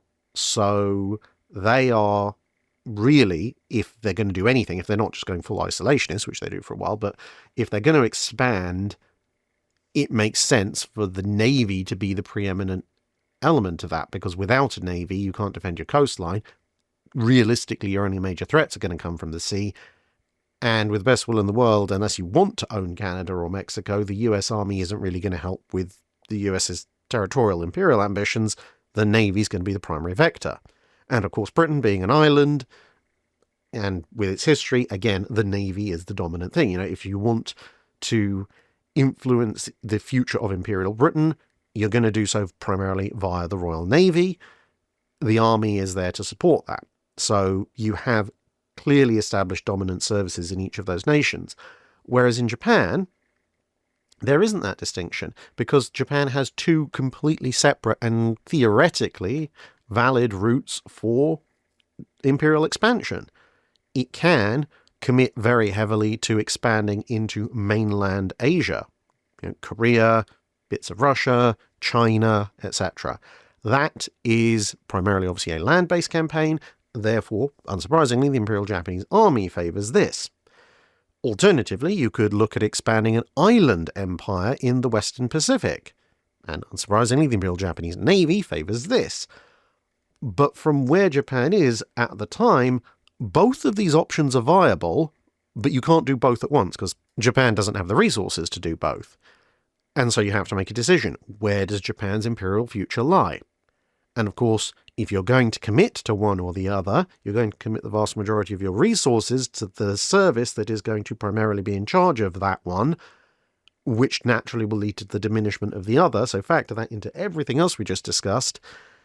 And suddenly you have the Navy and the Army absolutely at loggerheads, desperately trying to direct the entire national project in the direction that favours them, because if they don't, they face an existential threat from the other direction, and suddenly they're fighting like cats and dogs.